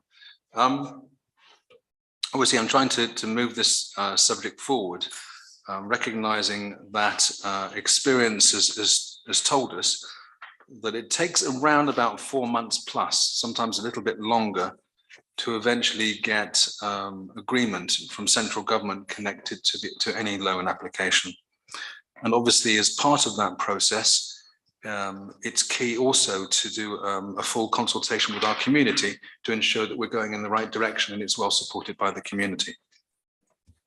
What I'm hoping from tonight is at least an indicative direction of the levels of funding that we could potentially apply for, but may, as experience and maturity comes to us over the next few weeks and months, may not decide to draw down in its entirety at the end of that process. It's an indicative flavour of what you'd like the direction of travel to go in.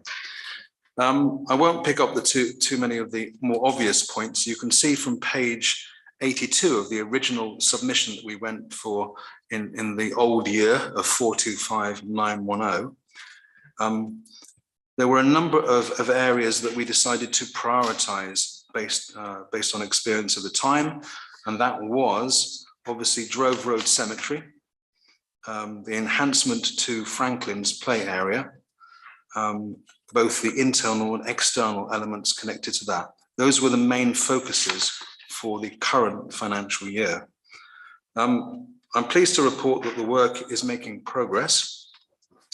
The allotment work, which is now not being funded from PWLB, you've already had a report on and should be completed by the end of February 23. The Drove Road phase 1 of 3 phases, I'm pleased to report is now going to be completed by the end of February 23 rather than March 23, which is good. At the time of debating that, going back some period of time, Council had information from the project manager that they debated at the time that gave a sense of 3 phases of work. I've built into the next phase the next element of funding connected to that. Obviously, we're also making good progress connected to Franklin's, and we anticipate that will be completed by April of 23. One thing to highlight to members, which we are still considering, is there is a member officer working group that is looking at the first tranche of 17 capital assets that we've debated before. That group has met twice. It's made a number of indicative recommendations, and they are picked up in a further report that we'll debate later. What I would stress, though, is that is an emerging picture. It's not a concrete sense of direction at the moment. Because it is an emerging picture, in this paper that I've drafted, I have made no allowance for significant elements of capital work at the moment because we have no absolute strategic direction connected to that piece of work. If we turn on to page 84, I've given an indicative sense of what I think the priorities are going forward, which are self-evident in here, but maybe it's just worth highlighting just a touch. The first one is that as much as the public realm team have been making progress connected to our allotment provision, and of course we're meeting with the Allotment Association on a regular basis, there is an emerging sense that that to properly find a solution connected to the volume of people who are on the waiting list, and that will emerge as our population increases as well, there's a feeling that we need to either purchase or lease some land if we're to properly manage this demand. So that's one of the options for members to consider. Within these indicative costs, I've also made allowance of £40,000 for the legal costs connected to completing the legal work that we discussed before. And indeed, members have debated this figure before, so they're aware of it. As I say, there's no allowance for significant capital work, even though that was previously highlighted by the Chartered Surveyor at the time. When the working group come to the conclusion to their deliberations, that information will flow into year 3 of any prospective bid. The 66623 that relates to Drove Road Cemetery refers back to the original specification that members were briefed on earlier in 22-23 and signed up to. A small element of that, around about £3,000, relate to project management costs for the specialist support, as it's a listed building. We have an indicative flavour, which I'll ask Karim to comment on in a moment, is a specification around modernising our offer at Stratton Way Cemetery. And Karim can go into some more detail associated with what the specification looks like in a moment. We started a conversation recently in regard to whether or not it would be appropriate to upgrade the range of different smaller sites connected to our play areas, or whether perhaps we should focus on 2 specific sites that might have a more larger volume of traffic and be more evident to the community if we focused on those. So there's a sum of £269,000 based on the specification that's in the documentation that we have here, to be debated, I would say. And then effectively what we've got in here is, lastly, is 25,000 for what I would call beautification, which effectively is topping and tailing the site once the external contractor has gone. And we're doing the same thing for Franklin's in this year. If you add up those indicative figures, and that's what they are, indicative figures, that comes to 500,623. In the existing year, there is a surplus of 176,903. So that nets down to a figure rounded up around about 325 as an indicative flavour, and that's all. As I try and conclude on this, what I would say is I've tried to also give a sense about what year 3 might look like. And that's all that it is at the moment. It's highly likely to change before you need to make that decision. But it does, I hope, reinforce to the reader that we are beginning to think about broadly the range of things that we're trying to make a difference upon.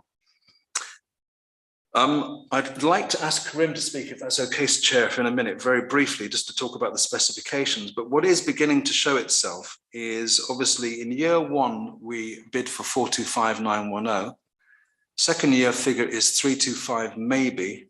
Third year figure looks quite high at the moment. So there's a difference between what we postulated 6-7 months ago about where and the direction of travel that we've got at the moment. Thank you, Peter. I'll bring in Karim in a moment, if I might just say from the chair. Am I right in thinking that tonight we're being asked to give you the go-ahead to proceed with a figure of 325,000 that would be essentially our application to PWLB for this year. And a lot of these numbers are giving background as to how we've arrived at 325. We're not committing to the line by line at this point. Even to some extent, we're not even committing to a particular project because we know the capital assets working group might find new things, for example. But you're asking council for the authority to go ahead with 325,000, which is already accounted for in our budget for the upcoming year. Is that a fair summary of what we've been asked this evening? That's a perfect summary, thank you. Yeah. Good. Okay, I'm going to come to, in that case, some of the specifications might not be as relevant at this point in time to the discussion. So let's see how the debate goes. I'll come to Councillor Pullinger first and Councillor Russell. Thank you. So I guess my view overall is that it feels like it's a bit premature to be approving moving forward with the PWLB loan application, especially as we've got such a significant underspend on this year's loan drawdown. I think if I look at the items that are in that indicative cost, there are some that I think we definitely need to move forward with. Excuse me. So for example, the continuation of the Drove Road cemetery works, some of the works on the capital assets that are highlighted there. We know that we have a strategic intent around the play areas, but I think we don't yet have any defined plans around what we want to do with Kitelands and Brunel. And I think it would be good to essentially see what we've had delivered at Franklin's first before we move forward with those others, and actually I think have some consultation with the public when they've actually been able to see the Franklin's delivery and what they think of it before we invest significant amounts of money in more play areas. So while I'm broadly supportive of the fact that we may need to draw down this loan or look to take out this loan within the 2023-24 year, I think there's time to wait before we actually make the application until we've got more understanding of the actual requirement. Thank you, Councillor Pullinger. Okay, Councillor Russell. Well, I totally disagree with what's just been said. This is an indicative amount. We will only draw down what we actually need as we need it. We need to know that we can go ahead with scoping out these projects in detail and seeing what the actual value is. And we've already made a decision in council that the final decision will be made by council when we have all the facts, so that we are only looking at an indicative amount to draw down from PWLB. And I would like to propose that actually the recommendations that are at the end of the clerk's report go forward, because it is an indicative amount, and it says quite clearly in the recommendation that the eventual drawdown can be amended according to circumstances. And it also points out that we're not making a decision at all on year 3, and that Section 106 monies will continue to be sought to try and reduce the amount of Public Works Loan Board money that we might need. So I'd like to formally propose the recommendations at the end of the report. Okay, thank you. Is there a seconder for that? Yes, there are seconders. Councillor North, you wish to speak? Yes, well, I would like to agree with what Councillor Russell just said, and really the comments by Councillor Pullinger about the assessing Franklin's and getting public feedback, etc. All very good stuff, and I agree with that. But it's not relevant to what's before us tonight. And I think there was a comment also: there's no need to rush into it. Well, yes, there is a need to rush into it, because as the town clerk has said, that there's a 4-month delay on getting this. We want to get on with it, and if we don't put this in, if we don't agree this tonight, then it's just more delay and more time before we get availability of the funds. That's all we need. So I totally support what Councillor Russell has said here, and we need to get on. And certainly, I would like to assure Councillor Pullinger regarding the Kitelands and Brunel. I don't think they are talking about Kitelands and Brunel only, by the way, but it certainly is going to take us all some convincing that we should spend this amount of money on the Kitelands play area. And it's got to go through Plus. And obviously, we don't start getting into detail on it now, but that will be dealt with by Plus, the detail of it, and whether we really need all of that anyway. But I think there's an indicative, as the town clerk has said again, it's indicative figures. I think we need to accept it and go ahead with it. And so I totally support what Councillor Russell is proposing. Thank you. Okay. Any further comments? Councillor Pullinger? So I guess my concern is that we took out a loan this year for 425, and we haven't spent 170 odd thousand of that, yet we're still paying interest on that 170 odd thousand that we've drawn down and not spent. And what I don't want us to do is to be in a position where we have a successful loan application for another 325,000, we have 500,000 sitting in the bank and we're not spending it and we're paying interest on it. That is my concern about us going ahead until we're in the right position to do so. Could you clarify on some of that, please? Yeah, I understand Councillor Pullinger's observations, but I think there's an easy, there is a solution to this, and that is for officers to put in front of the members, once this process has begun, as clear and precise information connected to specification, that goes through in the main PLOS, that members support that, and then we have absolute clarity connected direction of travel, and that will happen over the next few months. As long as that concrete, precise information comes to council, it will answer those questions, but it needs to be done speedily. And I'm very thoughtful that actually, I want us to have a reputation for delivery. And, you know, Councillor Pullinger's points are relevant. However, you know, as long as we have that concrete information, then we can actually start to deliver some quite significant things that we've not been able to do in the past. Thank you. Do we have, I'll come to you in a moment, Councillor Strawn. Do we have a view of, if suppose the money does just sit in the bank, what interest rate that gets compared to the rate that we're paying to borrow? So for example, if we're borrowing the money but at only 1%, but it's getting 2% in the bank, then it's not necessarily costing us. If it's the other way around, it would be costing us. We don't have to answer that at the moment, but Councillor Strawn and Councillor Ramsey, perhaps we could just ponder that for a moment. Just a point of clarification. I read here that the eventual drawdown can be amended. Now, as I understood, we shouldn't be paying interest before we've drawn down the money.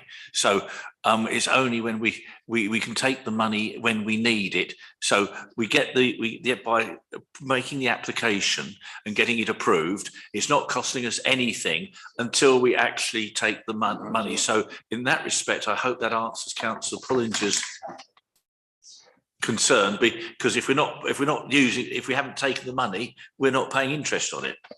Councillor Ramsey.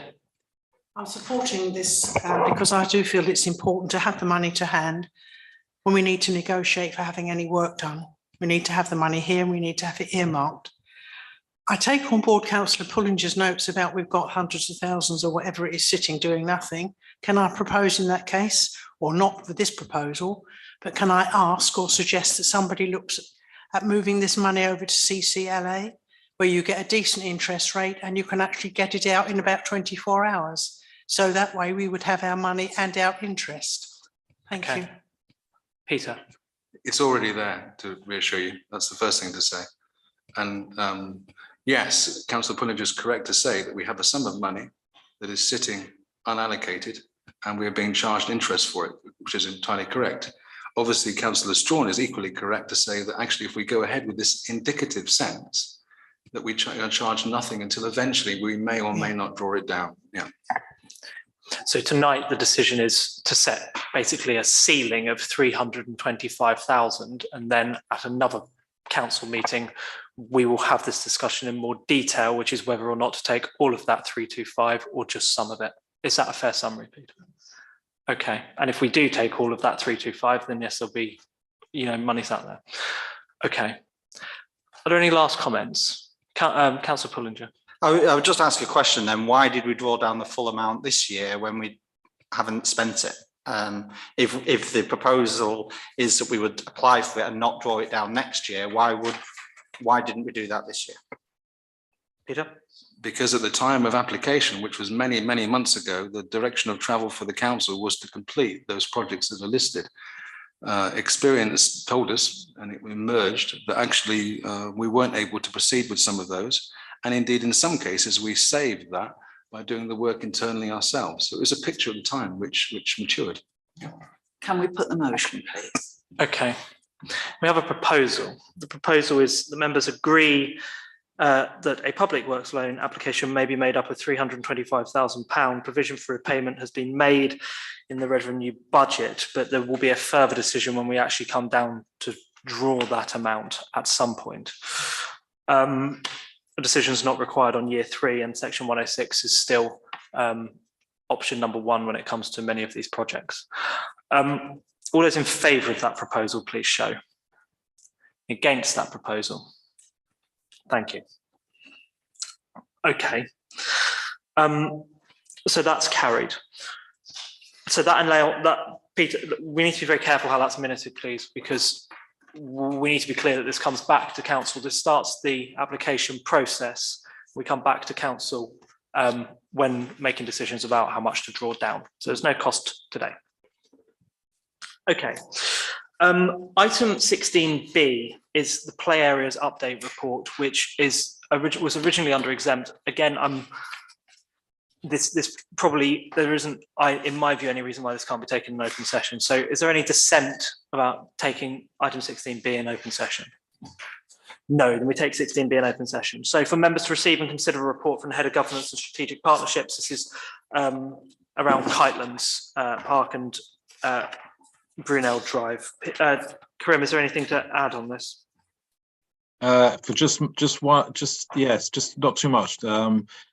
Just to say essentially that the at the recent 31st of January PLOS committee, members at that committee suggested it would be a good idea to for officers to start seeking deriving data on play areas usage, particularly around the smaller play areas, in keeping with the kind of the up to 16 play areas that we're looking at doing for the project, for the strategic direction of the project.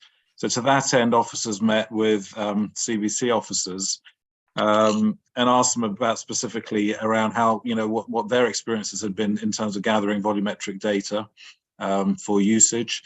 They have suggested essentially that the only practical thing that can be done, which they've done themselves in other areas, for their play areas, is for us to conduct letter drops locally, along with sort of detailed questionnaires on how to do on what what the expectations are for residents surrounding those play areas before embarking on any kind of proposed works for the project. CBC officers also did accept that this wouldn't necessarily provide concrete proof, though, on either current or future use due to the kind of high turnover potentially of residents in the properties surrounding play areas.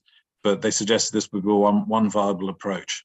So I'll pause there on that, but that's something that we will need to be taking into consideration for the for the general direction of travel for other play areas, which would include actually Kitelands and Brunel Close. Thank you. But on this application, so the recommendation is for officers to begin a tender process for renovating Kitelands and Brunel Drive, taking, with a budget of 294,000 funded through PWLB, that's Public Work Loan Board, and enabling officers to scope 15, so that's 15 plus an extra potential £15,000 for landscaping, plus then any external contractor costs associated with building up data around where people live, therefore what play equipment might be required in each play areas. Is that right? Looks like it. Is that, okay, we're going to debate. Councillor North. Yes, I think your summary, Councillor Fage, is correct. And I would suggest, I think, in my opinion, this is very premature. That we need to look in more detail at exactly what's going on here. And I don't think, we're talking about very large amounts of money. But I think we do this needs to be considered in more detail, either outside of the meetings, in private. We need to probably have some sort of visit to these sites by councillors, by PLOS members and anybody else who's interested. And we need to think very carefully before taking up large amounts of officers' time, trying to put together tenders. So I would just say, I'm not opposed to it as such, but I think it's premature and it needs more investigation and consideration before these proposals can be agreed to. Okay, thank you. Hold on a second, everybody. Are you making a proposal at this point, Councillor North, or not? Well, no. Okay. I'm just saying. All right. I'm going to bring Peter in, and then I'm going to come back to members.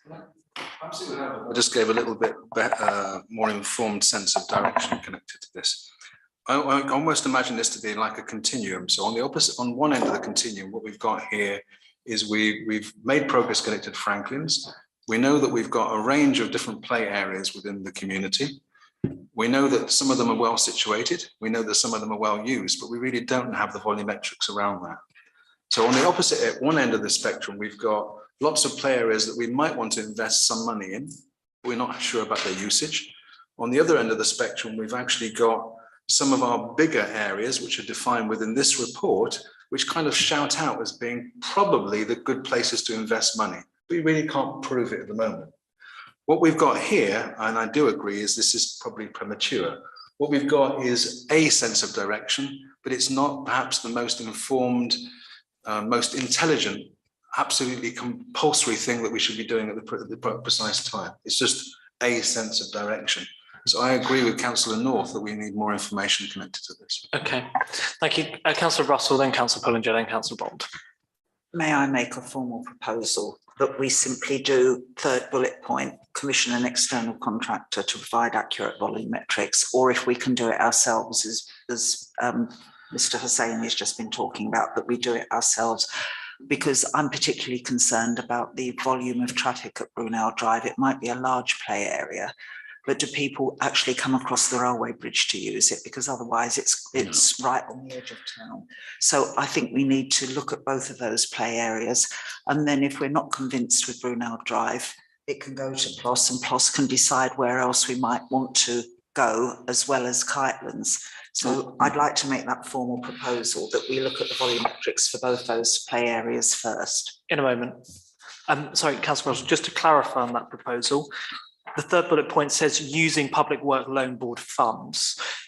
Something that Corinne mentioned a moment ago was that some of the feedback from Central Beds was that in acquiring this data, it gives a snapshot, but not a view for a large period of time. So yeah, so I'm not necessarily suggesting that. Mr. Hussaini talked about being able to do it ourselves with a letter drop and see what okay. So, you know, we need to get the officers to do the volumetrics in the most sensible way, and hopefully not with PWLB money at this stage. And we're certainly not drawing down PWLB money for this from the tranche that we've just agreed to. Thank you. Okay, in a moment, Peter, sorry. We have so the proposal is to accept the third bullet point, which is for officers to try to get some of these volumetrics around traffic and the number of people who live near, particularly Kitelands and Brunel Drive, and for that to be an exercise which we undertake without using PWLB. Is that a fair summary of your proposal, Councillor Russell, at this point? Yes. Yes, it is. Is there a seconder for that proposal? There is. Okay. Further comments? Councillor Pullinger. Thank you. So I have a number of concerns. Firstly, I'll address the proposal as made, which I don't fully support on the basis that I think any volumetrics we get for the use of Brunel Drive would not really be valid. If anyone has seen that play area in recent months, most of the equipment's no longer there.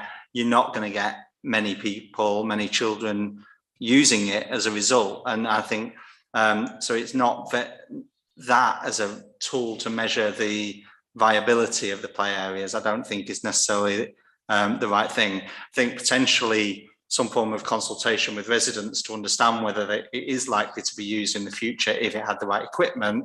There is some value in, but volumetric data, current volumetric data, I don't think has any real benefit. In terms of the remainder of the recommendations, I think to my mind, what we should be looking at doing is understanding a specification in terms of what type of equipment, what quantity of equipment we might want to include within the scheme. And we've got officers, I think, who have enough knowledge of this area to be able to work with members to develop that. But we should, in terms of then when we approve a specification, we certainly shouldn't be, I don't think, providing indicative costs, because that essentially will then just give those who respond to the tender a target to try and match and will steer, I think, the tender to a particular amount, even if we could get better value. So I think we need to be careful in terms of how we frame the specification when we do get to that stage. But yeah, that's. Thank you. I'm taking members, sorry. Excuse me, can I just ask, was Councillor Pullinger actually amending Councillor Russell's proposal? No. Fine, thank you. Councillor Knight. Thank you. So I think I support the proposal. So I think it's how do you define the volumetric data? To my mind, we need to understand not just the current utilisation, but the local catchment area, define what the catchment area is, and whether it's a few door-to-doors, whether it's looking at the data held by central beds around school catchment area and the number of children in different streets, that data must exist, whether it's census data. But we basically need a bit of a map so we know what the age groups are and how many children there are in each of the areas that we're looking to make these investments. And hopefully that will enable us to make the right investment for the right equipment, for the right, that's going to benefit the families that are going to be there over the next 25 years. Thank you, Councillor Knight. Councillor Strawn. Thank you. 2 points. On the volumetrics, the actual proposal said on the multiple small play areas, which I took to mean other play areas other than Kitelands and Brunel. My concern is that we're in grave danger of talking the talk but not walking the walk by getting absolutely nothing done. I've had very positive comments about what's happening down at Franklin. Mothers are very excited at what's going on down there and they're really looking forward to it. And I think we ought to be moving this forward. The suggestion was that PLOS members and officers should meet and go over it. And I'm sure officers have got their own ideas as to what they would like to suggest. So I would be asking the chairman of PLOS to arrange a walkabout to those 2 sites sooner rather than later with officers to actually come up, hear what the officers are proposing. But what I don't want to do is to see this being left on the back burner so that this council's done nothing and the new council then come in, they'll take time to pick up on what's happening. We need to move things forward. The town wants it. We've agreed to an indicative sum that we can raise the financing for. Let's just not put it on the back burner now because we're going over semantics. Thank you, Councillor Strawn. Okay, I'm going to take Councillor North and I will come back to other councillors in a moment. Councillor North. Yeah, I don't think we're talking about putting it on the back burner. We've got a big project with Franklin, so let's get that sorted out first and let's get some sort of feedback, as Councillor Pullinger was suggesting.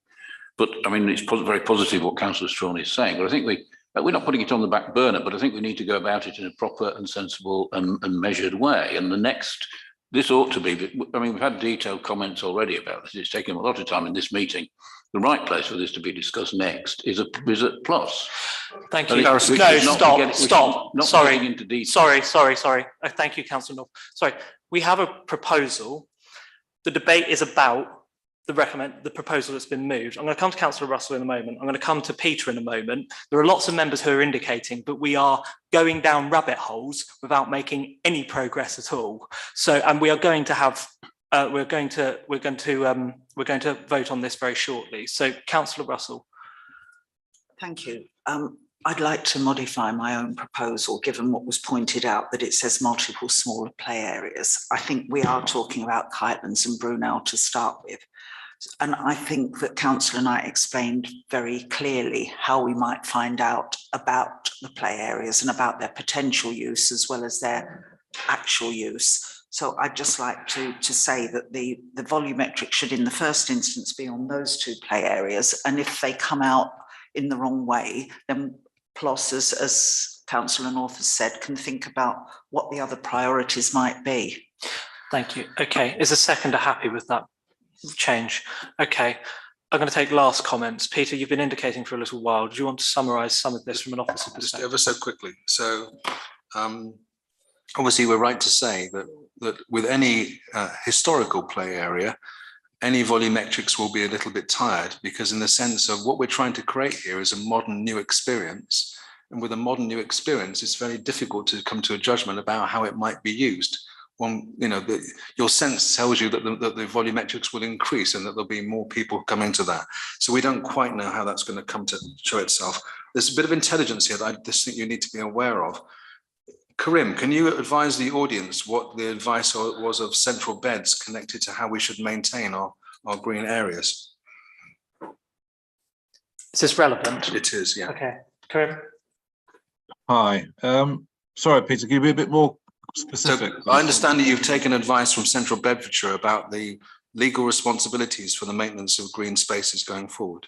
Yeah, I mean, I haven't got that information right here on the screen in front of me right now, but essentially they have said that for existing play areas, the council, local authorities, which include obviously the town council here, are obliged to keep those to a decent standard going Okay, forward. sorry, stop. This is not relevant. Yeah. With respect, sorry, this isn't.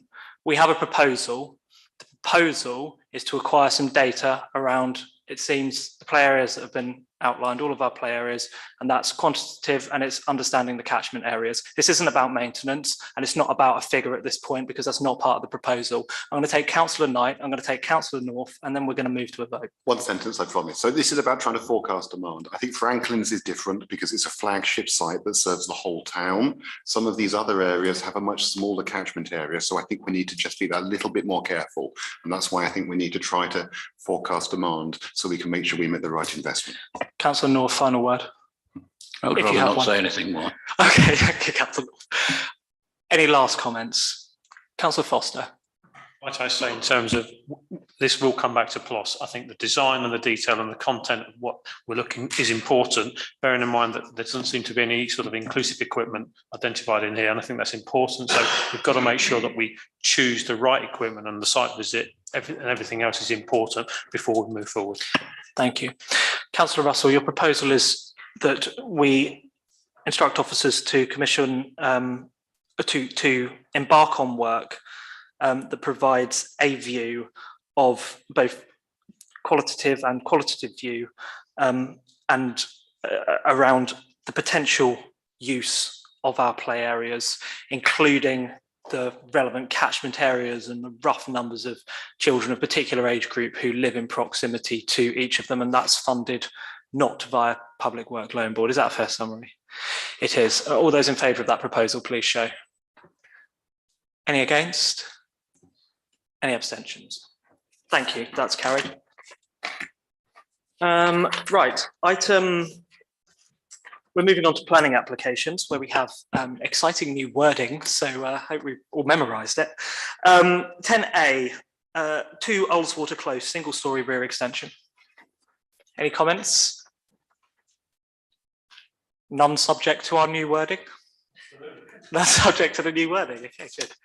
10B, 46 Shortmead Street, a change of use and conversion from shop to residential dwelling and internal alterations. I think we may have seen this before. Councillor Russell? This is better than what we saw before because it's 1 residential unit, not 2. But I think there's still an issue about parking. So anybody who took that residential unit on would not have any parking anywhere that could be guaranteed. And I think, you know, that's a bit of an issue. So I think we should mention that there's still a concern about parking and Okay. where that might be. So in terms of the proposal then? I think we have to accept it, so I wouldn't object to it, but I think we should remark that there is still no on-site parking on a busy street. Okay, so it's no objection, but a concern about no parking on a busy street. Okay, any further comments? No, all those in favour of that proposal, please show. That's everybody. Item 10C, A1 Retail Park. So installation of single storey porter cabin building to be used as welfare facilities for staff permanently. For a porter cabin. Any comments? No, Councillor Knight? Well, I'm sort of on the fence of this. I don't think it's going to be visible from the road. I do worry it's the compound at the rear of the shops. The report says it's not used for parking, but I strongly suspect it may be used for parking. So I suspect a result of this porter cabin going in there is vehicles that might have parked in that compound will now end up parking in the public car park. I sort of question why it wasn't constructed properly in the first place when the whole thing was designed, but I don't think I've got strong enough grounds to object. Okay, comments, Councillor Foster? I'm the same. I think they've obviously identified a need that they didn't have at the time. I think we should be supporting it, given that it's a welfare issue for the staff that are working on the site. So that taking into consideration the fact there might be an impact on parking, I had concerns about the turning circles, etc. as well. But I think on balance, it's something that we should not object to. Okay, so is the proposal then no objection, usual word, well, new wording? Yes. Yep. Okay. Any final comments? No, so we're happy with no objection to that. I haven't heard of this farm before. Delian Farm, erection of whatever that word is, fencing, CCTV and lighting columns. I'm going to embarrass myself by pronouncing it. That's it. Palace exactly as it's spelt. That's what I was going to say, actually. Any comments on this one? No, so we support Councillor Russell. Well, it would appear that this is retrospective because they've had criminal damage at the site. The officer's report says that there should be motion sensor lighting rather than full lighting, but the applicant says that Smith's Metals across the road have permanent lighting on for security. I don't think we can object to it, and I think we just, I think the thing I object to actually is that the way that Dunton Lane is not a lane anymore, and it's becoming more and more industrialised. But that's not an objection to this application. So, are we happy with no objection, subject to new wording? Thank you. 10E, Unit 4, Cemetery Park, advertisement, one non-illuminated sign. Comments? No objection, subject to new wording? Yep. 11 and 12, Woodlands, Dunton Lane. So this is resubmitted, change of use of for the station of 2 transit pitches to permanent pitches with associated parking, etc. Comments, Councillor Ramsey? I'm a bit unclear about this because if they're going to lose 2 of the transit pitches, where are the people in transit now going to park? I would have thought that was there as a reserve for a purpose. And just to knock them out and then change it to permanent means there isn't anywhere for any travellers that are in transit to park. So I'm not sure where they would go. And I don't think this is, in that case, a very good idea. Not a very good idea, or I'm objecting to it, yeah. but I just wonder if anyone else has thought the same as me. Councillor Knight? We objected last time, and I don't think anything's fundamentally changed, so I think our objection should stand. Okay, Councillor Russell? Well, the officer seemed to not think our objection was relevant. I think that's why it's come back to us. But I think the issue is that there should be transit pitches for people who visit members of the family there. And you wonder what's going to happen if these transit pitches go. Will they then want to extend the site? So I think we should object on the grounds that there should be transit pitches at every site. Okay, thank you. Is there a seconder for that proposal? There are seconders. Councillor Pullinger.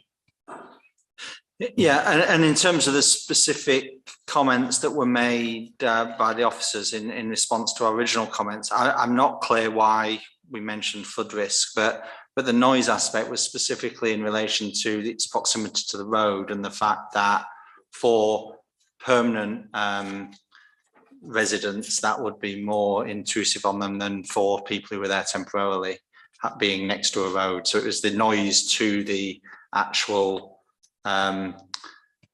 dwellings themselves, not them making noise. That was the area of our concern. Okay, do you want that included in the response? Is Councillor Russell happy with that? Sorry, so we would be saying that there should be transit pitches at every site, and the transit pitches currently are in the best place because they're closer to the road, and therefore residential pitches are farther away from the road and the noise. Good, yes, okay. That's a long-winded way of saying it. But... Okay, Councillor Foster. I think I'm right in saying though the officers are saying that these aren't needed.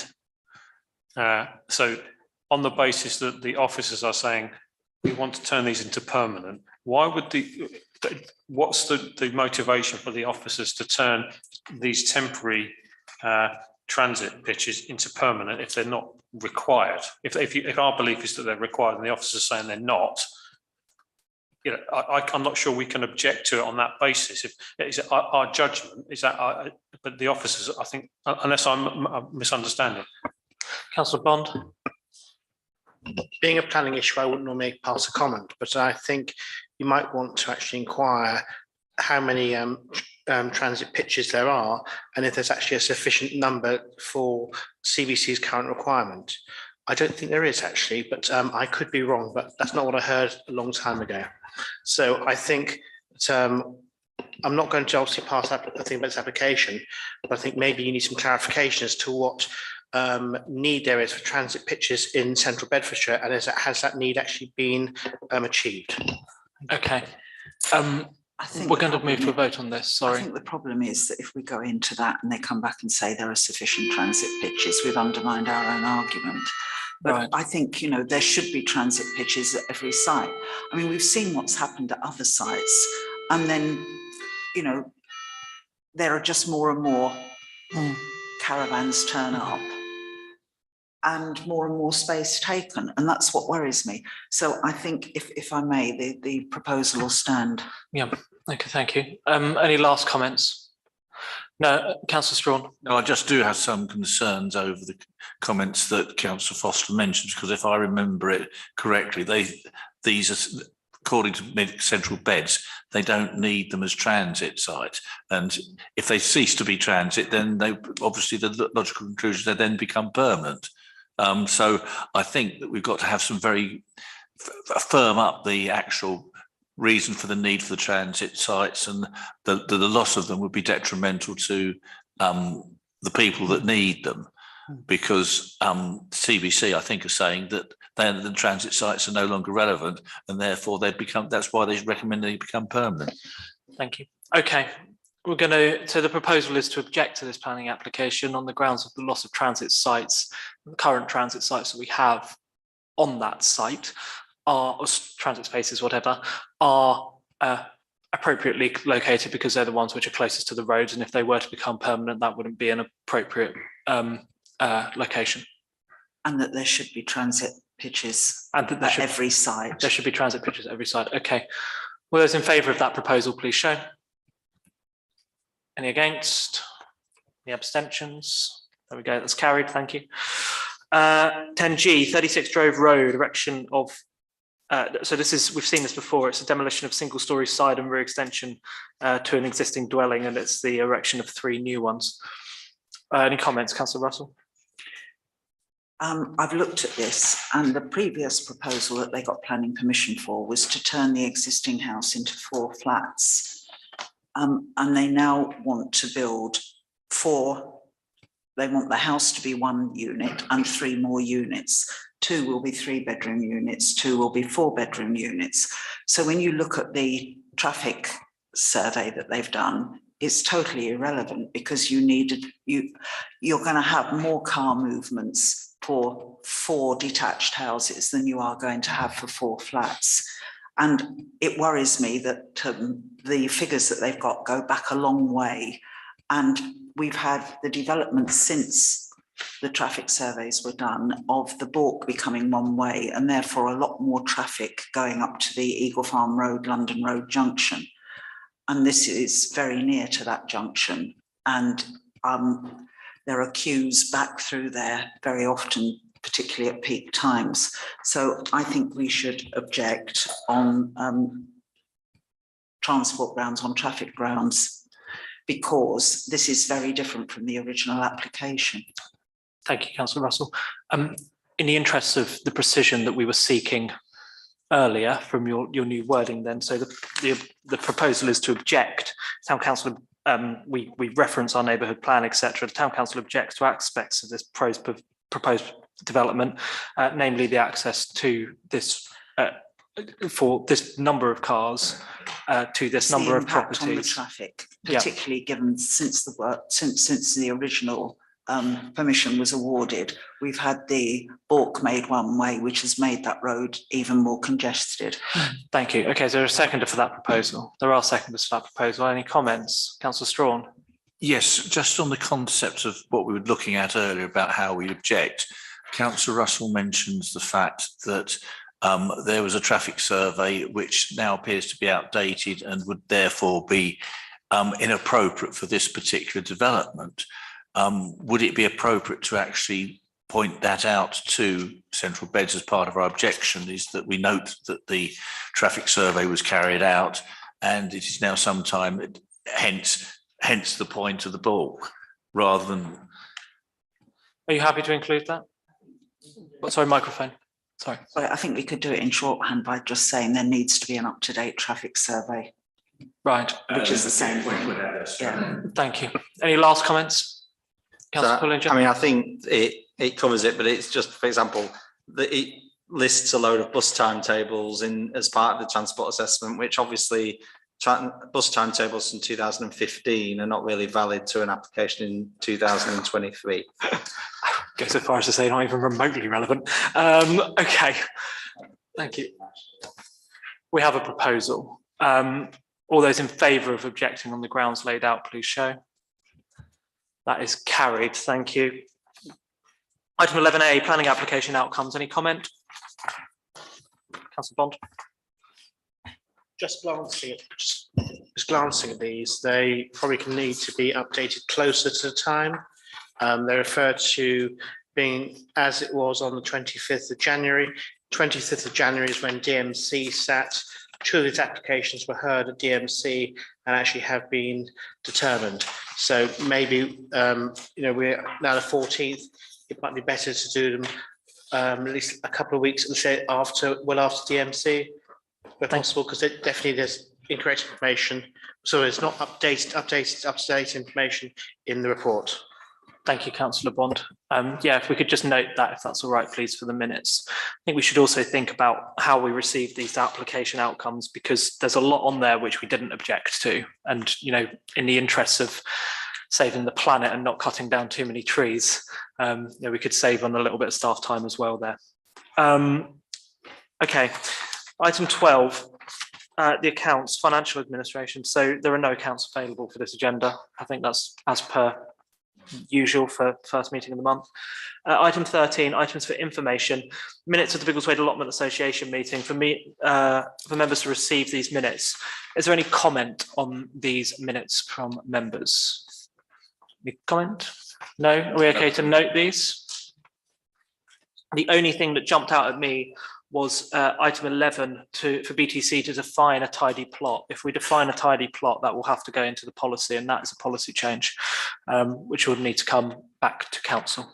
So if we maybe just note that, if that's okay, please, that there may be a policy change if we proceed with that definition. Item 13B, as to car parking update, a very polite email from whoever Alan might be. Councillor Russell, do you have any comment on this? He's my best friend. If I could just take council through a few things and then make a recommendation. So Alan is the head of corporate affairs again for local and regional government for ASDA. He reiterates the decision, but interestingly says any overstay will result in a penalty notice being issued. So the flexibility hinted at before is now gone. He says that paid parking is now being offered across many of the ASDA stores, which reinforces our view that it's a way of raising money. Our 2-hour free limit is ignored, but the Aldi 90 minutes is given as further justification. And the Town Council's concerns are acknowledged, and there's an offer to keep the time limit under review. Otherwise, the ASDA position will not change. Now, the business press have run several items about ASDA recently, and I quote from one of them: "The recent changes of ownership of ASDA has put it in the hands of profit-driven private equity investors. So it's weighed down by expensive multi-billion-pound debt burdens, and with all the negative ramifications that is likely to have for investment, jobs, and the cost base. There's never a good time to be put through the private equity ringer and be in the hands of a rapacious buyout firm." Another article reads, "More than 4,000 ASDA workers are facing a pay cut after the grocer unveiled plans to stop restocking overnight frozen tinned goods and dried pasta aisles in 184 of its smaller stores. Instead, workers will stock these during the day, which Aldi and Lidl already do. Asda said that 4,137 workers on night rolls would be shifted into daytime positions, meaning they would no longer receive a premium for working unsociable hours. They receive at least £2.52 per hour extra for working shifts from either 10 p.m. or 11 p.m. Around 300 roles have also been placed at risk across the supermarket stores as part of the sweeping changes put forward by Asda. These include 211 night shift manager posts. They're also planning to cut opening times for in-store post office branches and to close 7 in-store pharmacies. This would mean 85 posts risk being axed, including post office managers and pharmacists. And Asda said, the retail sector is evolving at pace and it's vital we review changing customer preferences along with our own ways of working to ensure we're operating as efficiently as possible so that we can continue to invest and grow our business. Now, I note the wording review changing customer preferences as a reason for their actions. It's similar to what they said to us about customers unable to find parking spaces. They're fine words to cover what I think has become a necessity for Asda. The reference in Asda's latest response to similarity with Aldi brought back memories of a similar battle that this town council had with that supermarket. Yes. Aldi introduced the 90-minute parking with strict enforcement. But for the section of their car park to the north of Bonds Lane, there was supposed to be a covenant on the land because it's previously been a public car park. Again, the legal drafting was not completely clear and the covenant was ignored. Back in 2012, Councillor Ramsey, then Deputy Mayor, and I, then Chairman of Town Centre Management, along with Martin Thomas, Chairman of the Chamber of Trade, went to a meeting at Aldi's regional office in Chelmsford. We met the regional director and the national property director to discuss the parking times. We were shown into a huge boardroom to intimidate us, I think, and were not offered even a glass of water, let alone a cup of coffee. Needless to say, we got nowhere with Aldi. In the end, we have to accept that these supermarkets are commercial organisations. It would seem that with the private equity buyout and the difficult trading times, Asda are focusing on costs and maximising income to the detriment of everything else. But I would like to propose that we write one last time to Asda, making the following points: that we recognise Asda's position after the private equity buyout and with the current difficult trading circumstances and competition from Aldi and Lidl. That we understand that Asda are making staff redundant and reducing other staff pay, along with closing or reducing in-store concessions, which they don't see as profitable. And that we understand that they're trying to maximise their income by charging for parking. And saying that, however, we look forward to the time when Asda can afford a more socially responsible policy towards parking at their Biggleswade store. And finally, that we would welcome dialogue with the town council should they be considering other major changes which may affect the town. Now, the reason that I'm proposing that is that we have to recognise reality and where businesses are at the moment. And of course, people in the town are grateful if the prices are as low as they can be. We have to recognise that. But also, I don't quite like the way that Asda have handled this, and I think it is appropriate that we show that we understand what the circumstances are and not what we're being told. So I'd like to make that proposal with those points, which I can go through again if people need me to. A seconder? Yeah. There's a seconder. Any comments, Councillor North? Yeah, I don't disagree with what Councillor Russell is proposing, but I think, to me, this is a very clear breach of planning conditions. And it's a matter for Central Beds Planning Enforcement to do something about it. And they seem not to be wanting to do that. And I think we should put pressure on them. And I think we should, as well as doing what Councillor Russell is proposing, write also to Mr. Coiffet as the chief executive and ask him why his staff will not do their job. And what can he do to get them to do it? Is it worth stressing, if that is a suggested amendment, to It's not okay, but it really is around I'll come to you in a second, Councillor Pullinger. It's the fact that they didn't consult with us when they're planning. I get that there's ambiguity in their 106 agreement, but there is no ambiguity over the fact that they're supposed to consult with us and they didn't do that.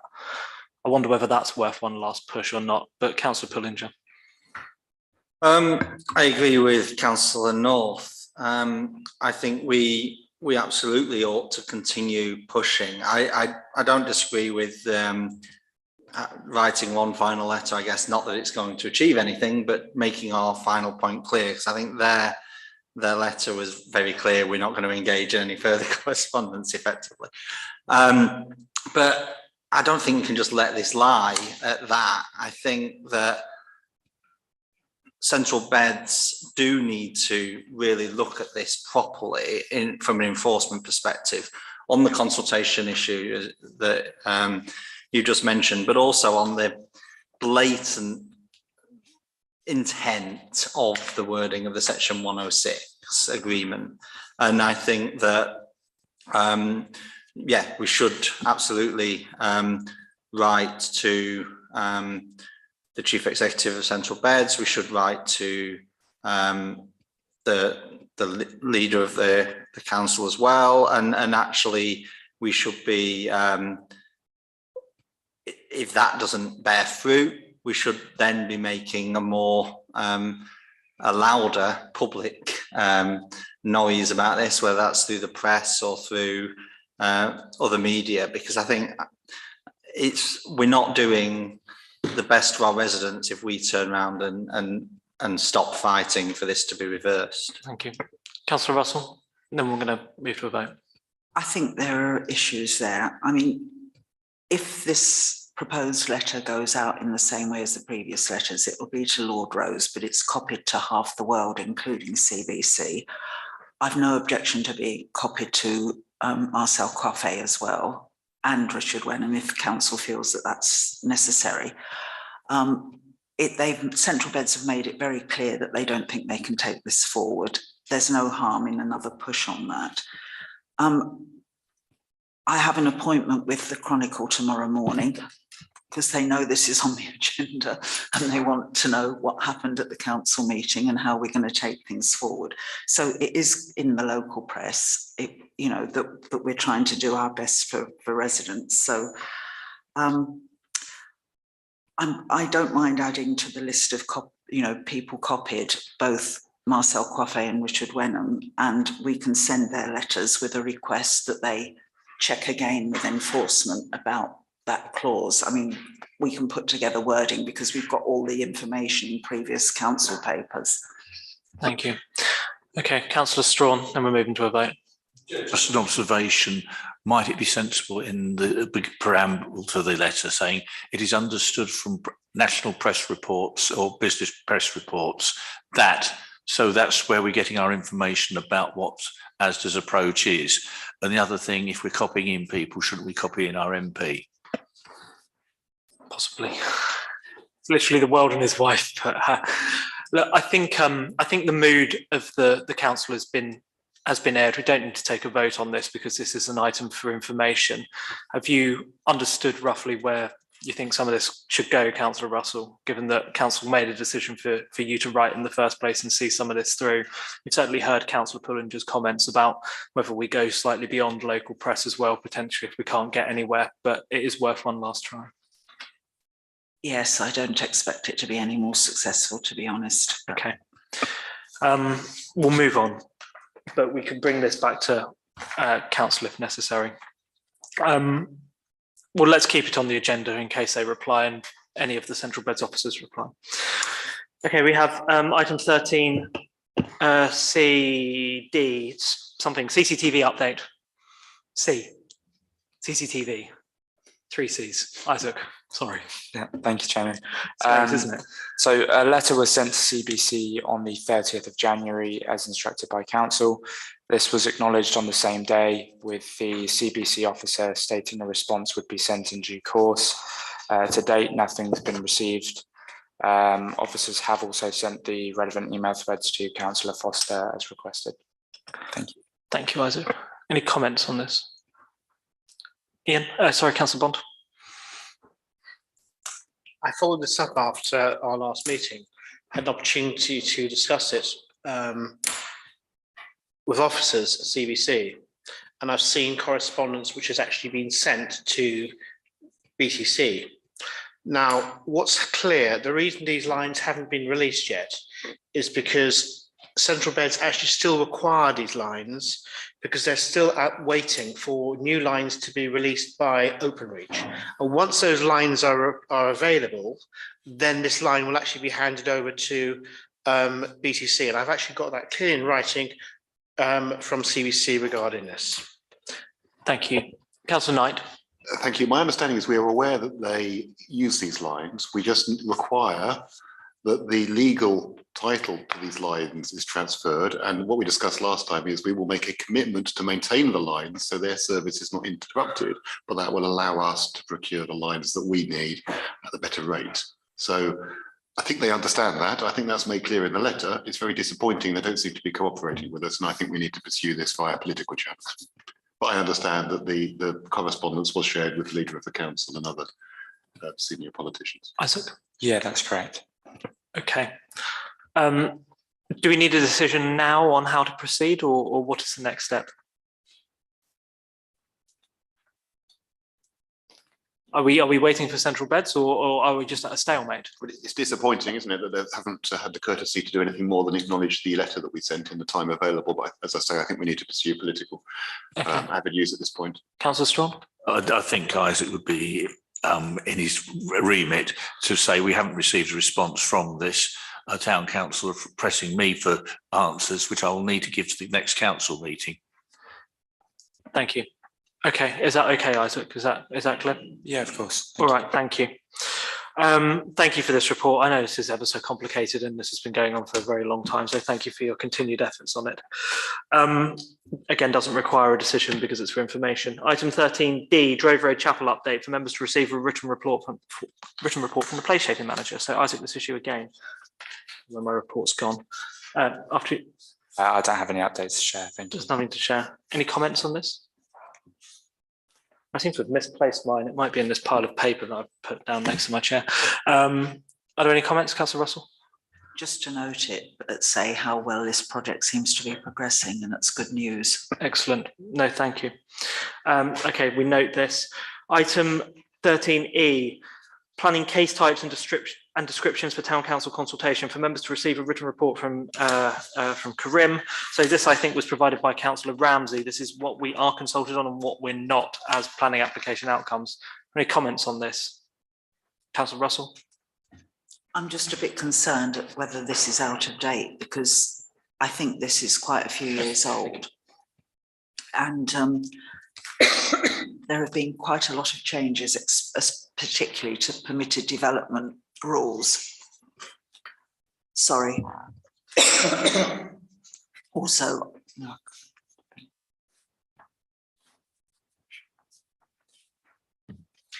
there are some things listed here that it seems odd to me that we're not being consulted on. So can we go back to Central Beds and see if there's a more up-to-date list before we take this on board? Thank you. So I'd like to put it to one side at the moment and see if there's something more up to date. Okay, so the proposal is to see if we can get something more up to date than this. All right, thank you. Any further comments? No. So, Councillor Bond? I just suggest that you direct any of your queries to Jenny Selly. Direct queries to Jenny Selly. Okay, thank you. I presume some of this should be on the website or within written constitution. So, okay, let's see if we can get an up-to-date version of that, because we do need to know what we're being consulted on. So if we could minute that, if that's okay, please. Item 13F, Schools for the Future statutory consultation results. I think this has been shared via email. This is about the schools and the change to 2-tier. Is there anything to mention on this? Did I? What have I missed? Planning. I did that, didn't I? Planning case type description of consultation. Yeah, that's what I've just done. 13F, Schools for the Future statutory consultation results. So this is basically moving to 2-tier. No tier. Right. Any comments? No. 14, public open session. Anyone still with us? No. Hope they're still alive. Right, we'll move through that then. Item 15, exempt items. We have 2 exempt items, a specification for IT support and the capital working group update. So somebody want to move, if we go into exempt session? Move it. All right, any dissent? No. If we